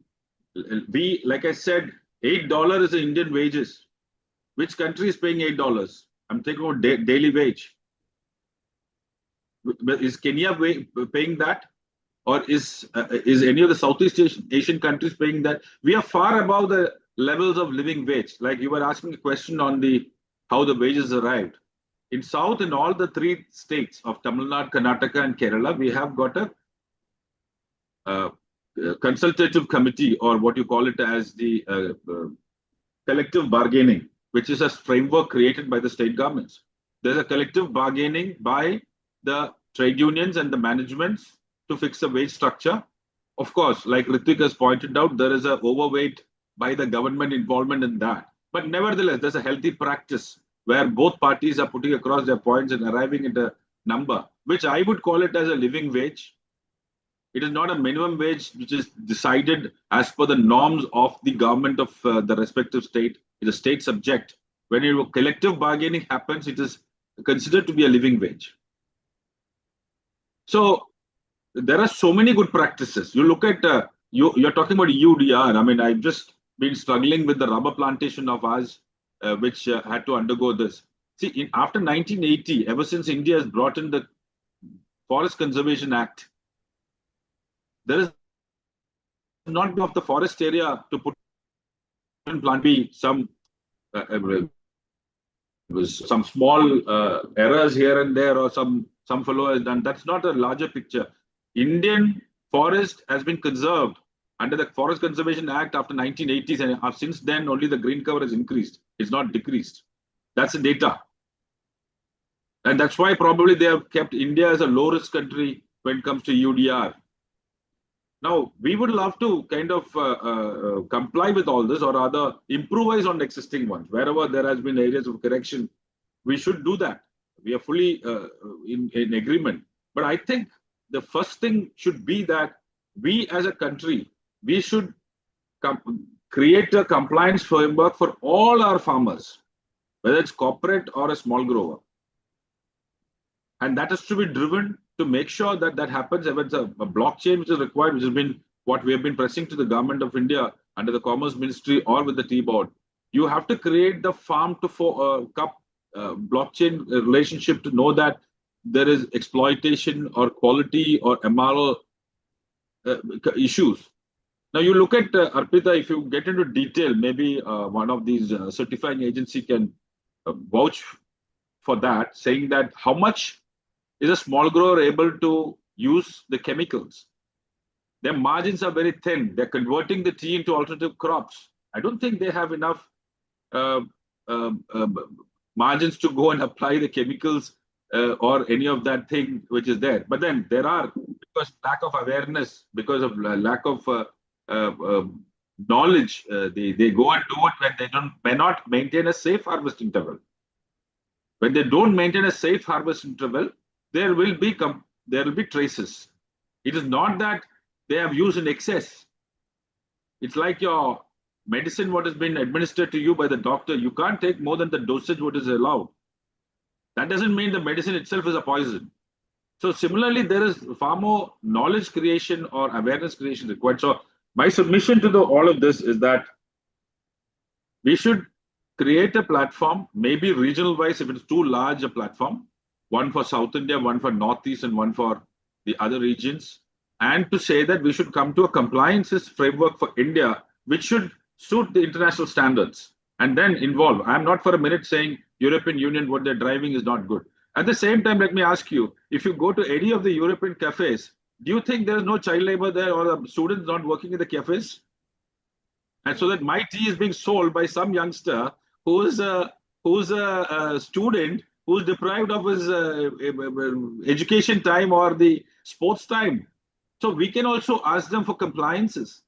So let us, as a country, create a framework which is for international standards, and thereby create it for entire tea ecosystem, and then go for it. Only grower is not the only person who has to own all the brunt. The packeteer, the logistics person, even the cafes in Europe, they have to comply whether they are engaging people of good standard or giving them enough wages. We don't know that. Do we have any visibility? Mr. George, thank you very much for raising these points. So you have also raised some points for which I would like to go back to T-Boat first. I'll come back to the other speakers on MRL, but I would like to go to T-Boat and then give Fair Business Kathrin a chance to speak, then again go back to the attendees. Anybody from T-Boat here? Because the T-Boat has been mentioned quite a bit of time. Joydeep sir, you are here. If you can intervene about two core issues. What kind of subsidies or any initiatives are being given for the exporters as of date? Second point is that can there be a compliance platform set up?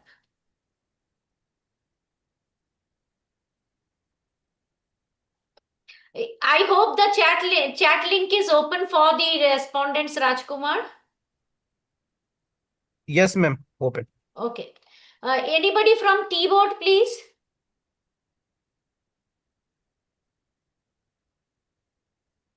Okay, I wait for a response from T-Board. Ritik, I would hold on to your question on MRLs because we will go to that. I would go to very, very interesting issues raised by Mr. Cherian. I would go to Dr. Kathrin Gassert. She is the head of business and communications in Projektwerkstatt. How do I pronounce that, Kathrin? And it's basically on fair business model. Yes, exactly. Thank you so much for having me here. I learned so much from the previous speakers, and I wish I had answers to some of the questions that had been raised. I just wanted to share our business model. Just hold on, Kathrin. I'm very sorry for cutting you short because Rajkumar, T-Board is facing a problem to speak. I want everybody's speaker profiling to be opened up. Okay, ma'am. Rajkumar, please allow it. Please allow it because this is an interactive event. And Mr. Joydeep Biswas, I'm very sorry, Kathrin. Mr. Joydeep Biswas, are you able to come in?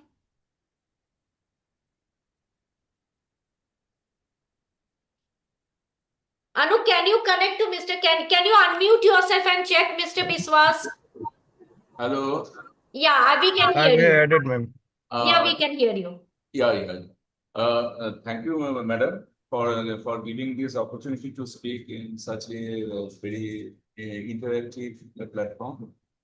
Whatever the Mr. Cherian has thrown a highlight on a very plantation sector, very pertinent points and insights on how the plantation sectors are happening, and Mr. Ritik also said the 60% cost of production being in line with the PLA, and there is a conflict between the PLA and the maybe CS3D because it is a new subject for us. But the impact of this directive on the value chain, maybe it is too early or too preemptive to speak at this moment. But the two specifics you have said to us, our plantation tea development and promotion scheme, which has been currently on, that focuses on facilitation or supporting in the organic certification and also the in conversion period. In conversion fee, there is a certain up to a scale of 2 lakhs per unit. There is an incentive, financial incentive. Apart from that, Another question, what did you say, madam? The second question that I have actually, the second question is that Mr. Cherian has also given a suggestion. He has given a suggestion that we can create a compliance platform under the aegis of the T board with now, and then that compliance platform and a capacity building work can help, to have some kind of uniformity across the tea exporters, because many of them are small, medium exporters. It will be very rightful state in there because specifically in order to address the small poor sector who accounts for 52% of the total production now on 160, they are coming up very fast, rapidly, and the regulated tea gardens are very stagnant now, and they are bound by the PLAs. So now that compliance platform, what will be the contour? What will be the compliance level, how it will be, should be in line with the FSSA standards also, and also in line with the good agricultural practices that will be enforced from time to time. And also it will be bound by the various tea control orders that are in force, and this will be amended from time to time. But this type of platform, unified platform for compliance, will be very welcome. But prior to that, all the small growers, they need to be sensitized extensively because sensitization about the quality enforcement at the garden level and the green leaf production level is a challenge.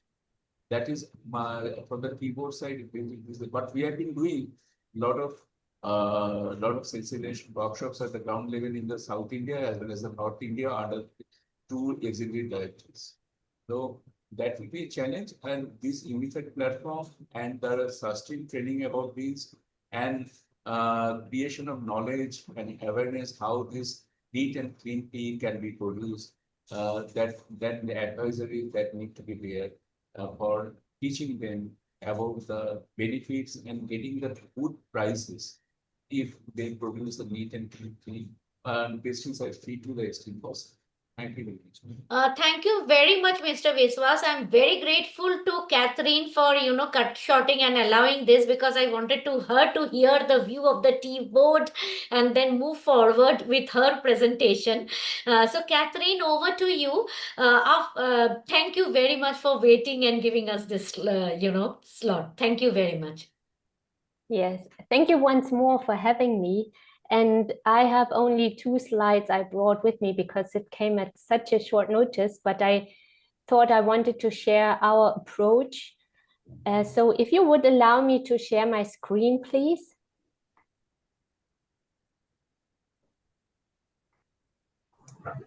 Ma'am, you have the access, ma'am. Okay. You can share the screen. Okay. And you can go to, it will be, you can go to view slide screen. Okay. Is it visible? Yes, it is. Okay. Yes, I briefly want to give the background of the company I work for. So we have a slightly different business approach than the regular tea retailer. We were founded by a professor who taught economy at the Free University in Berlin, and he just didn't want to stick to gray theory. He wanted to prove in a real business case that you can conduct business in a different manner that is fairer to the producers and consumers alike, and also tries to mitigate environmental harm. So what's our concept? We directly import tea from tea gardens since 1985.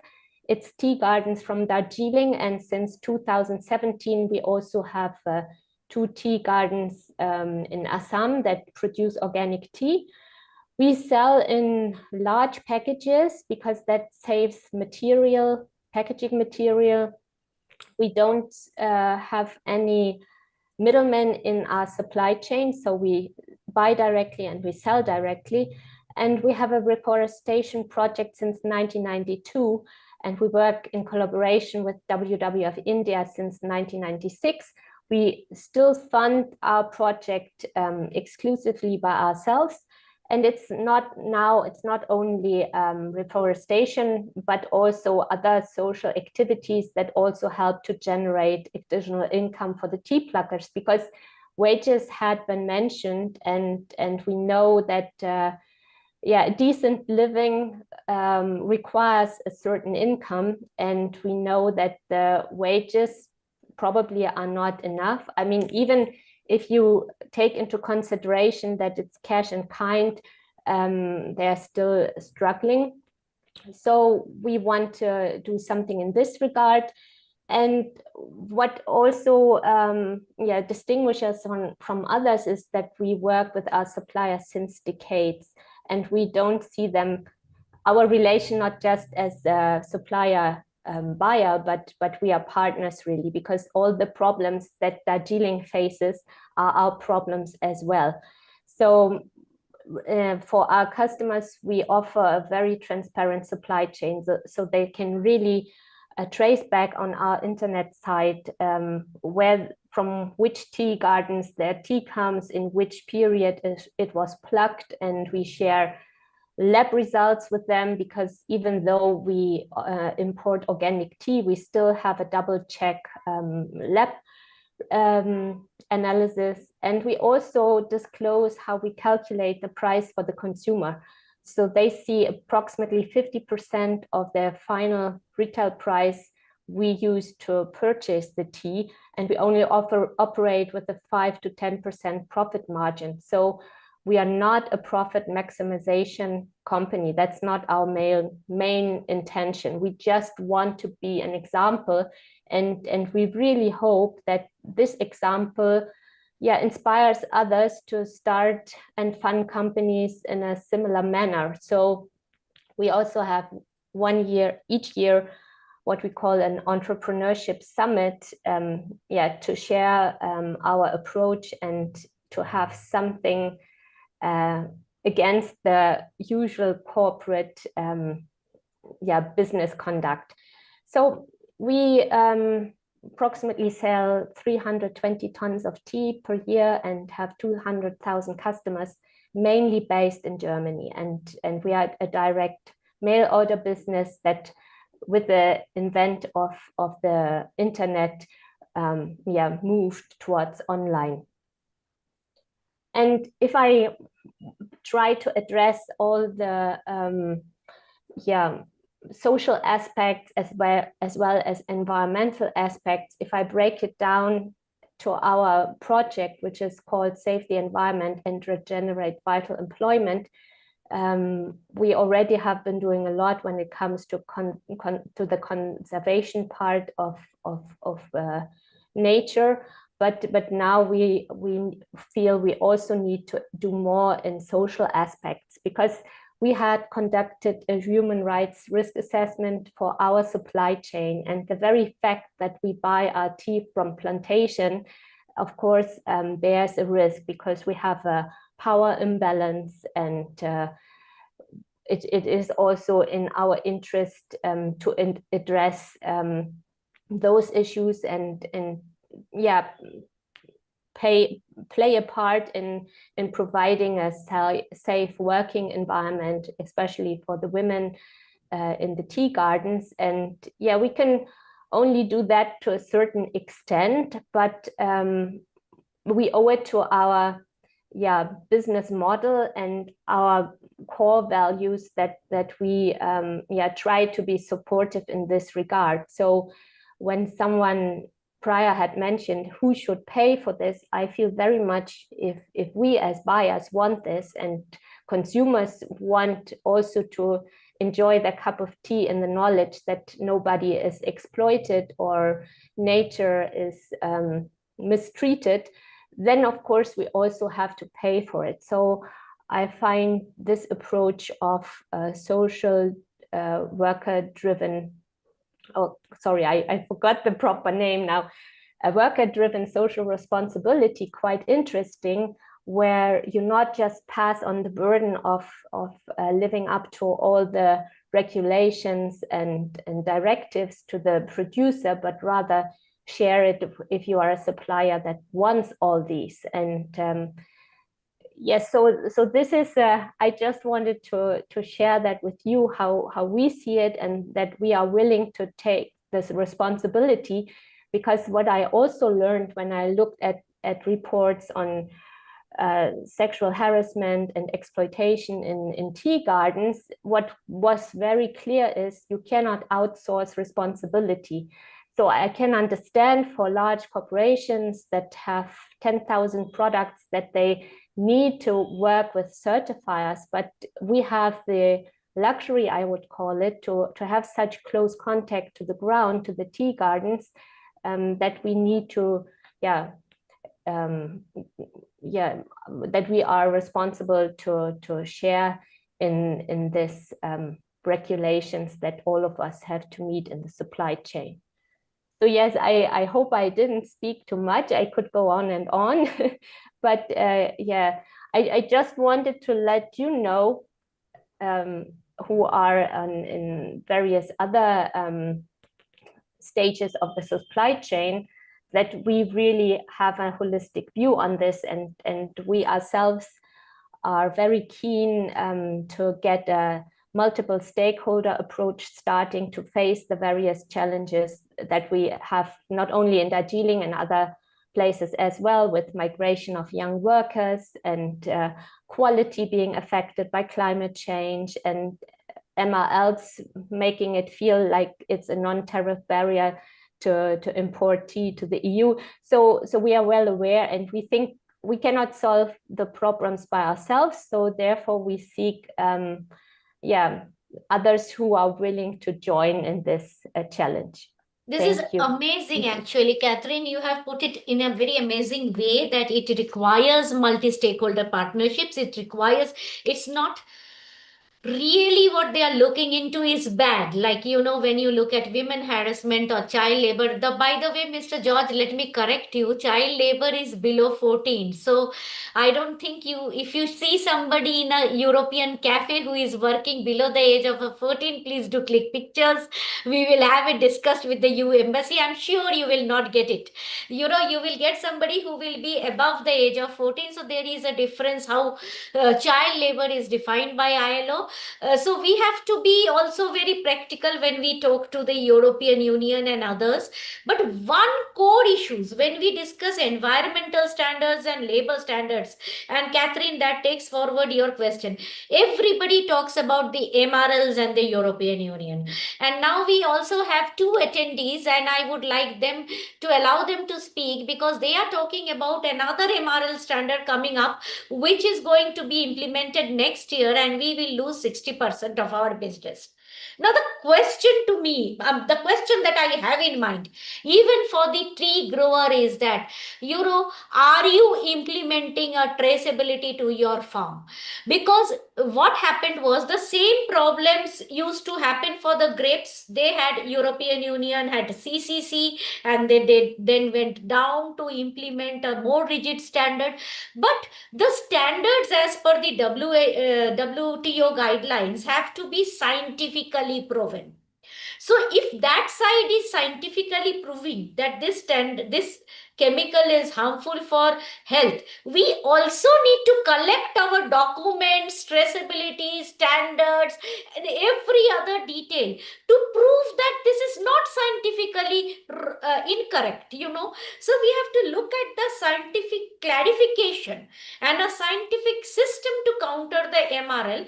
And Ritik, since you raised the question, and then I think somebody else seconded it, I want the tea growers to come out with this process. Are you aware of scientifically countering the MRLs that EU raises? Currently, we've made proposals or taken proposals to RA, and which has given us exception use of a few chemicals that they had banned earlier. So this is because pest activity in Assam has been the highest in its history. This is caused essentially by climate change, as well as deforestation across Assam, where small growers have encroached on forest land and planted tea. So these are the two factors that have caused this increased pest attack. and with every year it's getting more challenging. So I can just give you a small example. There's a chemical called thiacloroprid, which is used against sucking pests, essentially the tea mosquito and green fly. The GB limit, which is the Great Britain limit, is 10.0 ppm for tea, and for EU it is 0.05. So we are being the largest exporters of Assam tea. We are finding it increasingly challenging to find volumes available at the tea plantations. That is where we control spraying, because if we don't spray for these pests, literally in 3-4 days it will wipe out half your plantation, which makes it economically unviable to operate. We faced this in the past, and we simply cannot sacrifice that volume of crop. So where we need to segregate parts where we earmark specifically for exports and our domestic FSSAI norms. Now the thiacloroprid ban is already into effect, and we are seeing the results of it in terms of crop and how much and the crop we're losing. The ban on thiamethoxam is coming into effect, I think, in March 2026. Correct. So post March, you will no longer be able to receive teas into the EU, and without thiamethoxam, my advisors in Assam are frankly in a state of panic. And they have, as in this is internal of course, but they have clearly mentioned it is impossible to comply. Okay. Now Now, it is impossible to that brings guarantee. me, just a minute, Ritik. I understand your point, but because we are running out of time, I'll first request Rajkumar to give us some more time. Okay, Rajkumar, give us some more time, 15 Okay, ma'am. minutes more. And Ritik, just to summarize your point, and that's where I also bring in what are kind of work that I am also bringing in T-board and others, because see, there is a pest attack, there is a chemical being sprayed. This chemical is considered to be harmful, and if these limits are very low by the EU. Now, can we get a so basically we now need to bring in that it's not about the EU. We need to bring in now a bigger picture, like how much is US, like the point that you have raised. If you give us a note showing that US has a higher limit, other countries have a higher limit like UK, EU has a lower limit, and this limit is not based on any scientific justification, and how are we engaging with the domestic plant quarantine on it, because it is not an FSSAI issue solely. So if you are able to prepare a note for us, we may actually look into an interactive meeting with the Brussels to actually understand about why they have come out with this chemical. So just to give you a brief, all this data is available with the T-board, and there have been ongoing discussions for many months now. Now, Ritik, the if that reason, can be shared with us, let T-board do its job, because it is government, it is doing its job. right? If you are free to share the data and information with us, it is up to you. But if you are So, see, free to the share that data, with us, we have will the be data, happy. but where it's getting lost is that India produces 1.3 billion kgs of tea. Exports into the EU will be approximately, I think, 35 million. So it is completely lost in the larger scale of things, and we'll need the T-board and other agencies to push this through. Because Yeah, they if we are can concerned, push a lot this. of majority Ritik, of they Assam can push. exports don't. Majority of tea producers in Assam and other parts of India do not export to the EU. So it is only a handful of us that are actually exporting. Ritik, I'm also giving you the example of Shahadri, Mahagrapes, etc. Because in that it was the industry that took the initiative. It was the Arpita came much later to the industry that took the initiative. They brought down they brought down their problems, their requirements. See, how much is exported is unimportant. What is your problem? You have a spray, you has not allowed that spray. What is the alternative that you can use and how you can export? That is the only thing that is. Absolutely. And Absolutely. that option is available when we take your problem to the European Union and seek that alternative, which we have it currently under this project. So therefore, what I request is, it is not about how big we are an exporter and what we are doing. It is more important thing is, I am doing this, you have come out with the MRL, I am facing the problem, I have this pest, suggest me the alternative. And that's the very simple solution that we may actually look into. I just want you to think it through. No, absolutely. So the reason that RA has given us exception use of this is because currently there is no solution. So that We is are in the process again of very finding a important, solution. and we need Which to is push why. them. We need to push it very strongly that European Union has to come out with a solution to a problem. So that is what exactly, Ritik, we need from you, that they had Great. no solution and therefore they have pushed. I need those details. Sure. And that's a public domain. That's where you can, that's where you need the information flow. Currently, everything under, if everything is under control and everything is sensitive and everything is in a paper, in a government document, then the information doesn't come public. You have to make that information public, that European Union have to come out with a solution.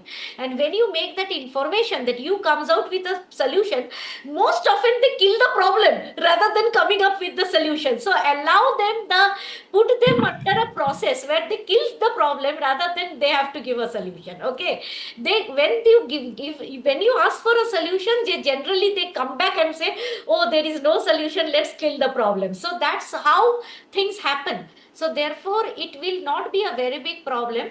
It will be a resolvable problem because you have been able to identify it much before the problem actually happens. It is in 2026. So you are 1 year ahead of your time. But you have to give a very good clarity on the issue, and that issue, I must say, is a resolvable issue. Okay, so Arpita, don't very worry. quickly, can I just, And we have Anuradha here. Anuradha, just to, I was just taking a few minutes to come to you because I also have a question for you. Okay, but very quickly on this MRL issue, see, this is a typical process. They have to publish it because under the WTO's technical barriers to trade reporting requirements, they're supposed to give advance notice. Most of the MRLs, they have at least a 6 to 12-month timeline to start getting into effect. So I just wanted to highlight, you'd asked, how is US reacting? I'm just reading from the US FDA's website. And this very specific MRL requirement, the proposed reduction in MRL is not due to food safety concerns stemming from the presence of pesticide residues, but rather based on a stated interest in protecting pollinators in countries outside of EU. So, and I just wanted to highlight that this is something which Indian agricultural producers have been facing for years together. India, along with other countries, do raise a number of questions, but although there have been a number of SPS and TBT cases against the EU, we have not really, bitten the bullet in terms of taking an actual dispute. But with a market share which is going to be impacted as much as what Ritwik is projecting, I think it'll be a shame not to address it within the FTA, or at least raise a whole lot of noise. And I think we will have support from other members as well at the WTO. And also just to counter you, Anuradha, there is a ICRIER published report on EU SPS barrier. In that report, you will see in the case of grapes with Mahagrape and Sadri, we have taken EU to the WTO and EU has withdrawn. So it is not that India has not won. India has won the case. That was my first case without being lawyer and winning a case. Okay, because we just asked them very silly scientific questions like, which is the alternative you would recommend, how you would do the capacities, what is the thing, and Joydeep is also going to come in at this stage because this is a very interactive and interesting discussion. I leave you with one question which you need to think, Anuradha, the plantation worker legal question, because that's a part of your work delivery that we are thinking about how Indian laws are aligned with the EU directive. So I need you to, it may not be immediate, but think it through. Over to you, Joydeep Bichas first at this stage.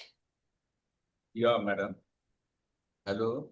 Yes, I can hear you, sir. Am I audible, madam? Yes, you are. Yes, you are. Achha, these particular that imposition of the very low MRL on the neonicotinoids by the EU without having recourse to risk assessment study based on the scientific principles and based only on hazard perceptions. It has been continuing for years together, and most probably it has become acute after the COVID. Now they are unwilling to give the transition time which is required to find the alternatives. Achha, then it is not aligned with the Codex MRL. That is another issue. Every WTO SPS meetings, we have found that all the countries which are being affected by these low MRLs and neonicotinoids, which are very effective in killing pests, they have voiced their concern that should not become a tool to judge environmental issues. They should be only concerned with the safety or judging of the safety of the human health. And EU at the same time is totally divorced from the local agroclimatic conditions and is not ready to consider the EU emergent rationalization in line with the prevailing conditions. Yeah, prevailing in the respective agroclimatic conditions from the Latin America, USA, then Japan, all the countries, they equal to India also. They are raising the issue of honeybee mortality, which is not relevant in the case of the tea plantations, where the main pollinators of tea plants are flies and not honeybees. And there is no, also at the same time, there is no apiculture that takes place and in the near vicinity of the tea plantations.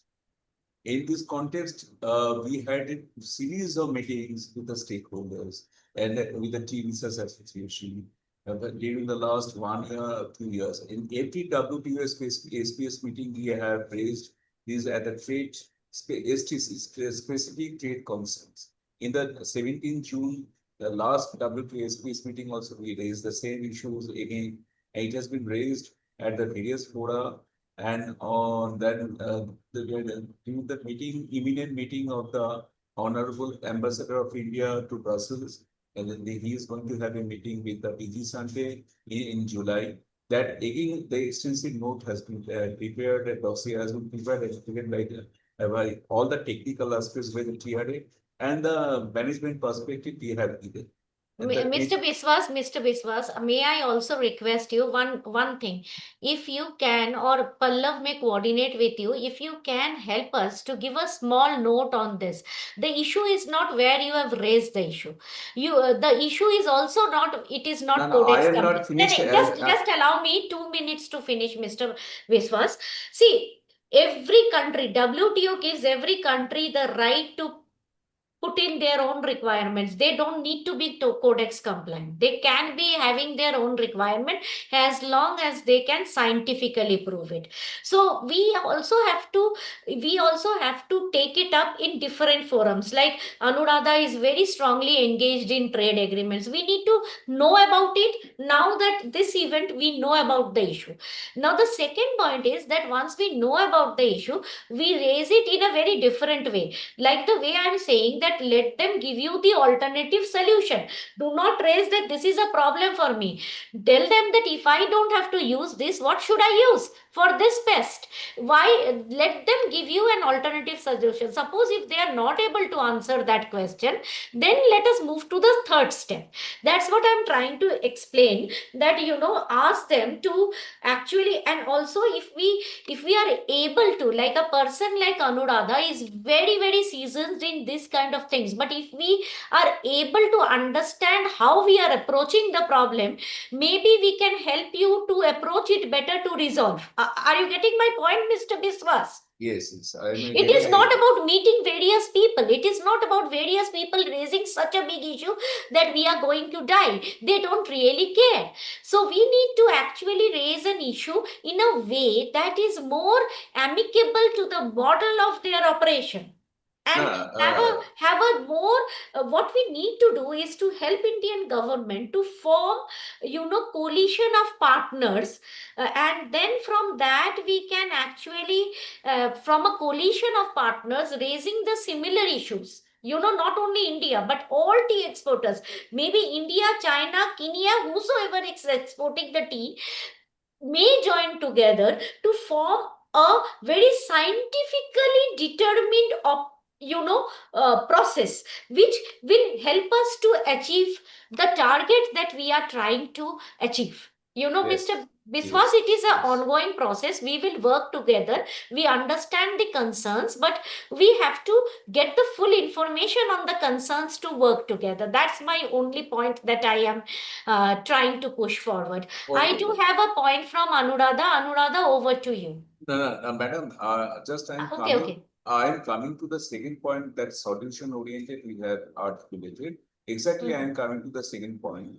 They during the last three WTO SPS meetings, what has emanated, what has emerged from those meetings is that EU is ready to consider the import tolerances for unapproved substances in EU. They are in three neonicotinoids. And which we need to prove that their use are safe for the EU consumers, and they should not raise concerns about the global environmental issues. In this regard, TRA Tea Research Association, we had a meeting with the TRA Tea Research Association, with the ITA, with the ITA, and all the tea association, all the associations on 9th June of this month.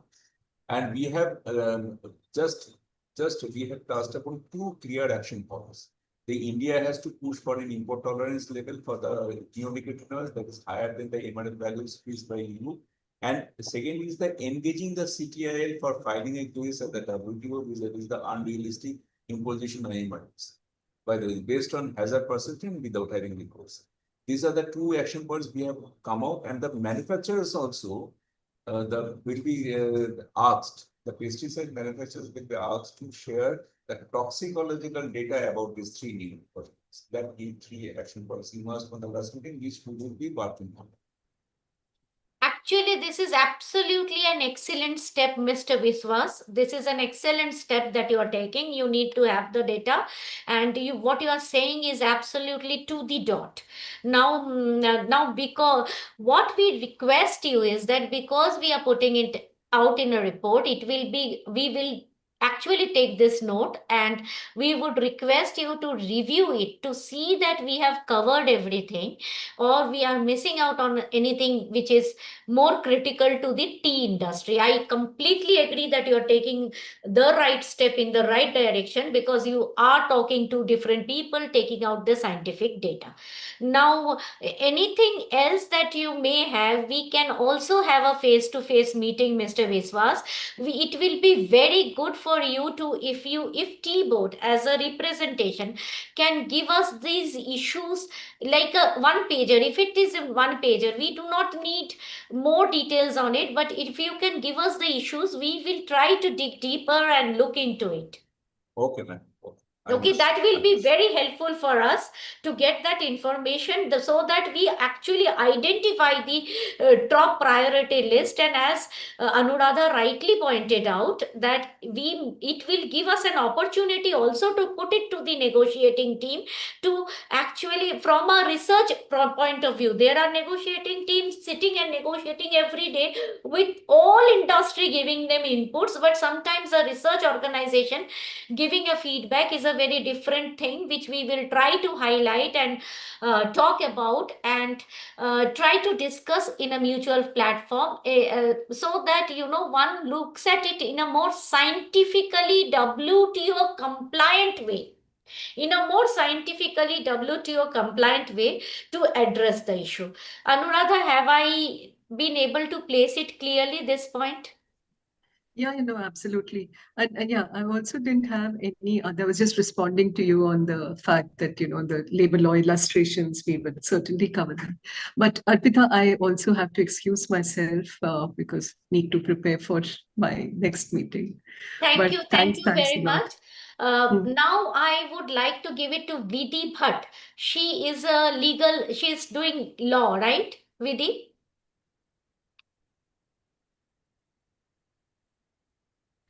Yes, I'm doing BBA LLB from Manipal University, Jaipur. Okay. So there is a problem, and I have a solution. Like in EU initiative like CSDDD and CBAM impose heavy compliance and tariffs like 20 to 35% on Indian exports, and India views this as a eco-protectionism, unfairly targeting developing countries.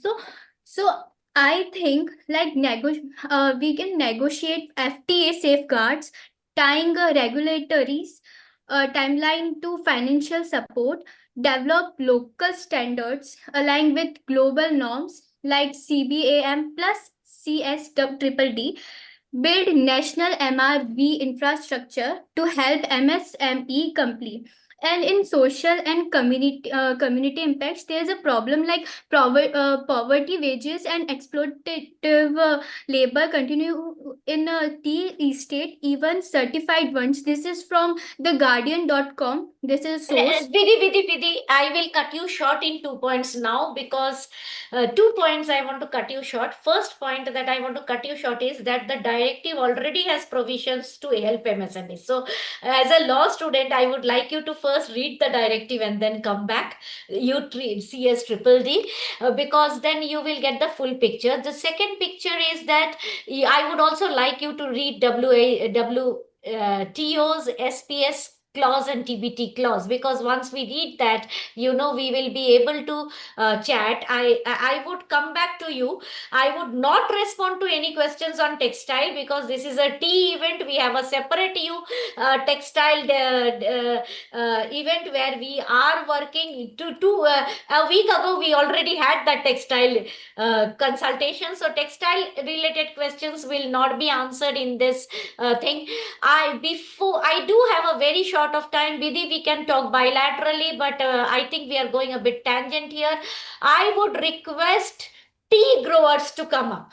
Tea growers to come up with any other issues apart from the MRLs and the high labor costs that we have discussed. Okay, so tea grower issues. So in my research, tea grower issues like economic challenges and solutions. Like I'm correct or Tree not? grower issues, Vidhi, is like tree grower issues is like they may have other challenges. One is the MRL and pest. Now, after a long time, I understood that it is a pest issue rather than it can be rather than a fertilizer issue. You understand, because everybody say MRL is so difficult, it cannot. So now I understood a particular chemical which is used as a pesticide. There is no alternative. So we know a scientific base for what we are looking at.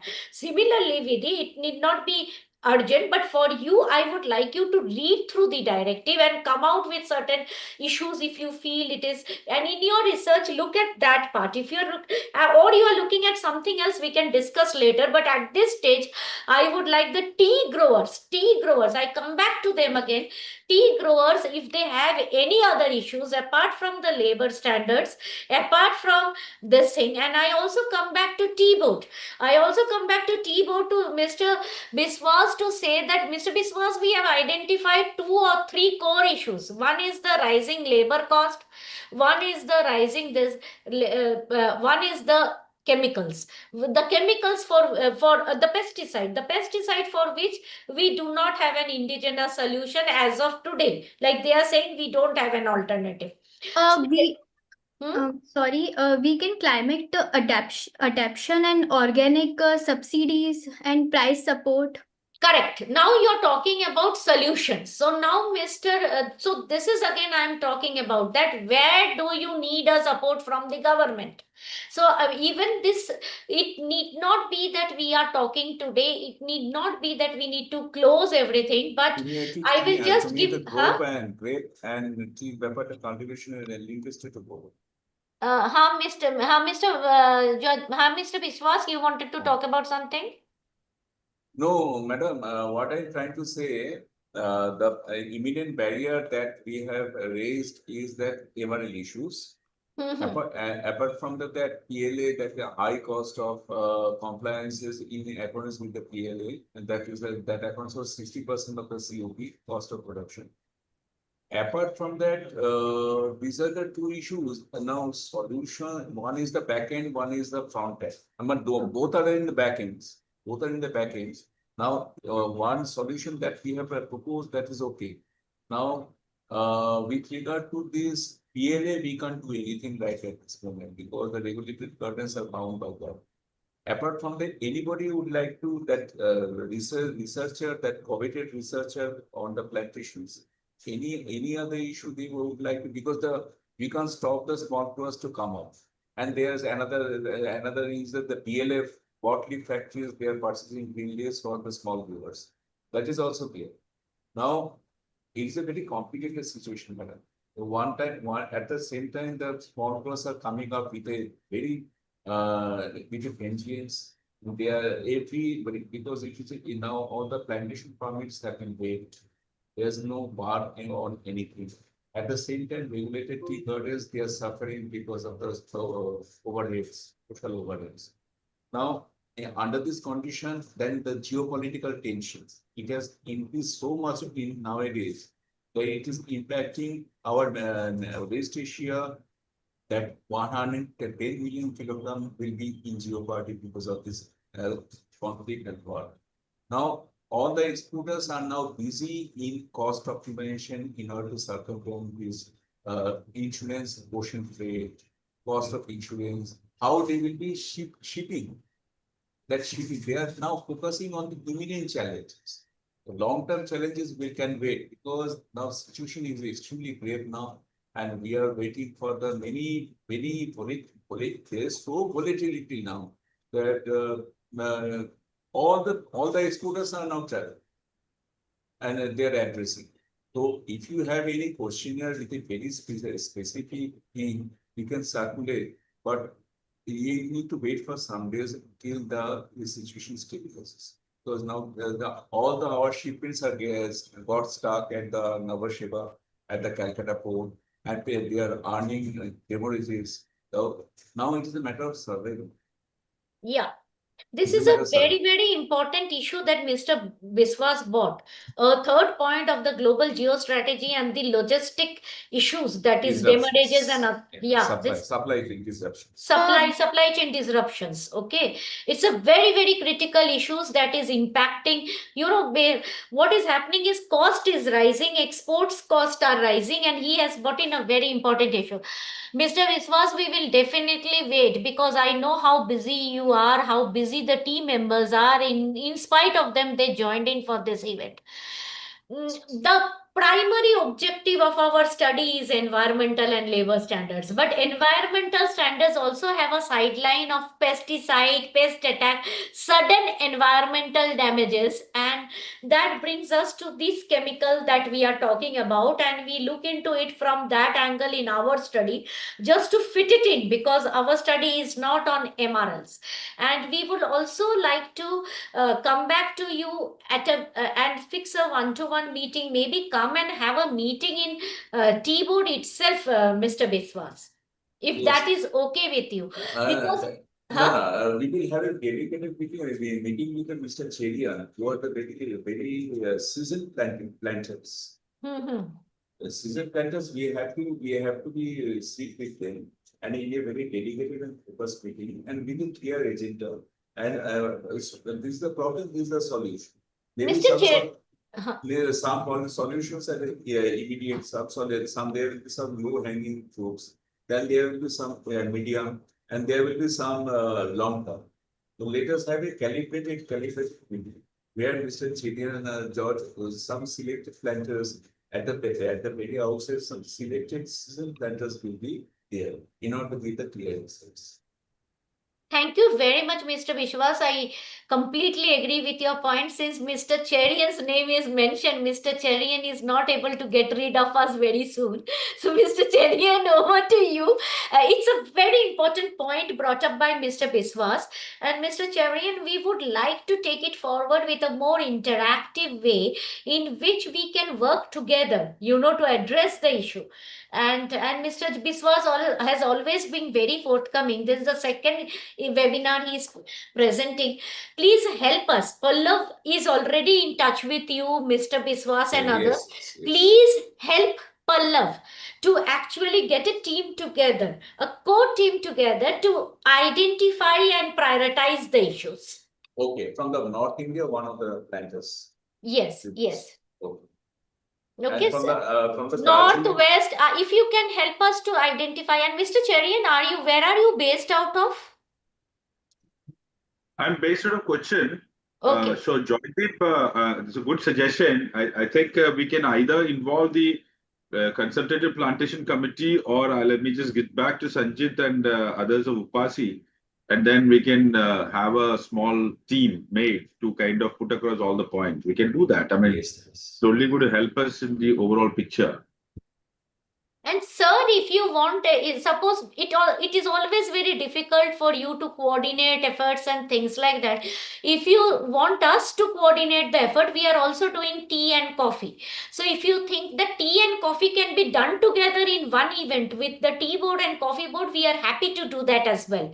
I'm giving you all the information because coffee board has moved a little ahead than the tea board, because deforestation is already applicable to them. So they have already started and progressed at a different level of work than the tea board. So we haven't clubbed them together, but you give us a suggestion, sir. Whichever way you suggest, we will move forward. Madam, I think you can kindly coordinate for this thing if that's okay with the tea board. That will be better because there will be more convergence and focus. Otherwise, it will go in a different direction of trade, etc. Let's confine it to WTO and the European Union. So I think it may be appropriate if you can coordinate. We will facilitate. Yeah, and I must also, while I think we have covered all the points, and we are terribly behind our schedule. So I would not, waste your time. My colleague Pallab Ghosh is already with many of you. He has been a key player in getting all of you together. I would basically first my thank you to actually Pallav Ghosh. Okay, for coordinating and getting it all done. Thank you, Pallav. Then to Mr. all Fupon, the participants and to I am just reverting. I mean, if you see on the EU3D, that corporate sustainability directive and all email, I will revert to you. Thank you, Mr. Biswas. And then to a big thank you. Big thank you to Mr. Biswas and to Mr. Cherian and others who have given us the diary. No, madam, I'm not calling you because so many phone calls are coming because now in keyboard now the actually manpower has downsized like anything. There is scarce commodity talent. One person is handling 10 portfolios. So now I am receiving at least 10 to 12 phone calls a day. Because my this channel of communication is open, that's why I am telling that I will revert because I am on a visa. Yes. No, don't worry, Mr. Biswas. We will work at your space. We will work at your space, and some people who push us on timing will also be here, and they will know. We will work at your space. Don't worry, Mr. Biswas. Another, I'm telling you that the parliament session is going to commence next year, 21st. Then that parliament session we are totally engrossing. No, don't worry. No, don't worry. We will work at your space. Don't worry. We will not push you. We will work at your space. But in the next 2 months, why we want this information, Mr. Biswas? If we move ahead a lot with the European Union negotiations, which we also may close, then we will lose, we will lose the option. So therefore, I know how many things are happening together. We don't want to lose the option. We will take the responsibility to coordinate the meetings, etc. So that the meeting happens and people can share their views. We collate, we take the responsibility to collate also. But I understand how big a pressure is on you. We will try to sit together and take the notes so that in 1 or 2 hours we are able to close things down. Yes. Okay, we will close things down because we do not want to miss the bus of the negotiations being ongoing. I kindly asked Mr. Pallav to give me a call only after 5:30. After? 5:30. 5:30. Yeah, Pallav, you know, to call Mr. Biswas after 5:30. We will not pressurize you. We will just thank you at this stage, and we will be in touch, Mr. Cherian. We will be in touch, and Pallav, can you anybody type in my mobile number, which is always available to any of you who wants to get in touch. Please note it down. It is 9810. Just of course. 98 10 189 326. And may I also thank all the growers who have joined the event today, whether they have spoken or they have not spoken. Please feel free to connect to us. We will be very, very happy to hear from you, and more importantly, understand your issues so that we kind of prioritize and place them in the order that is needed. Thank you. Thank you very much. We will be in touch with all of you, and thank you very much for your time today. Thank you and have a nice day. Thank you. Thank you. Bye.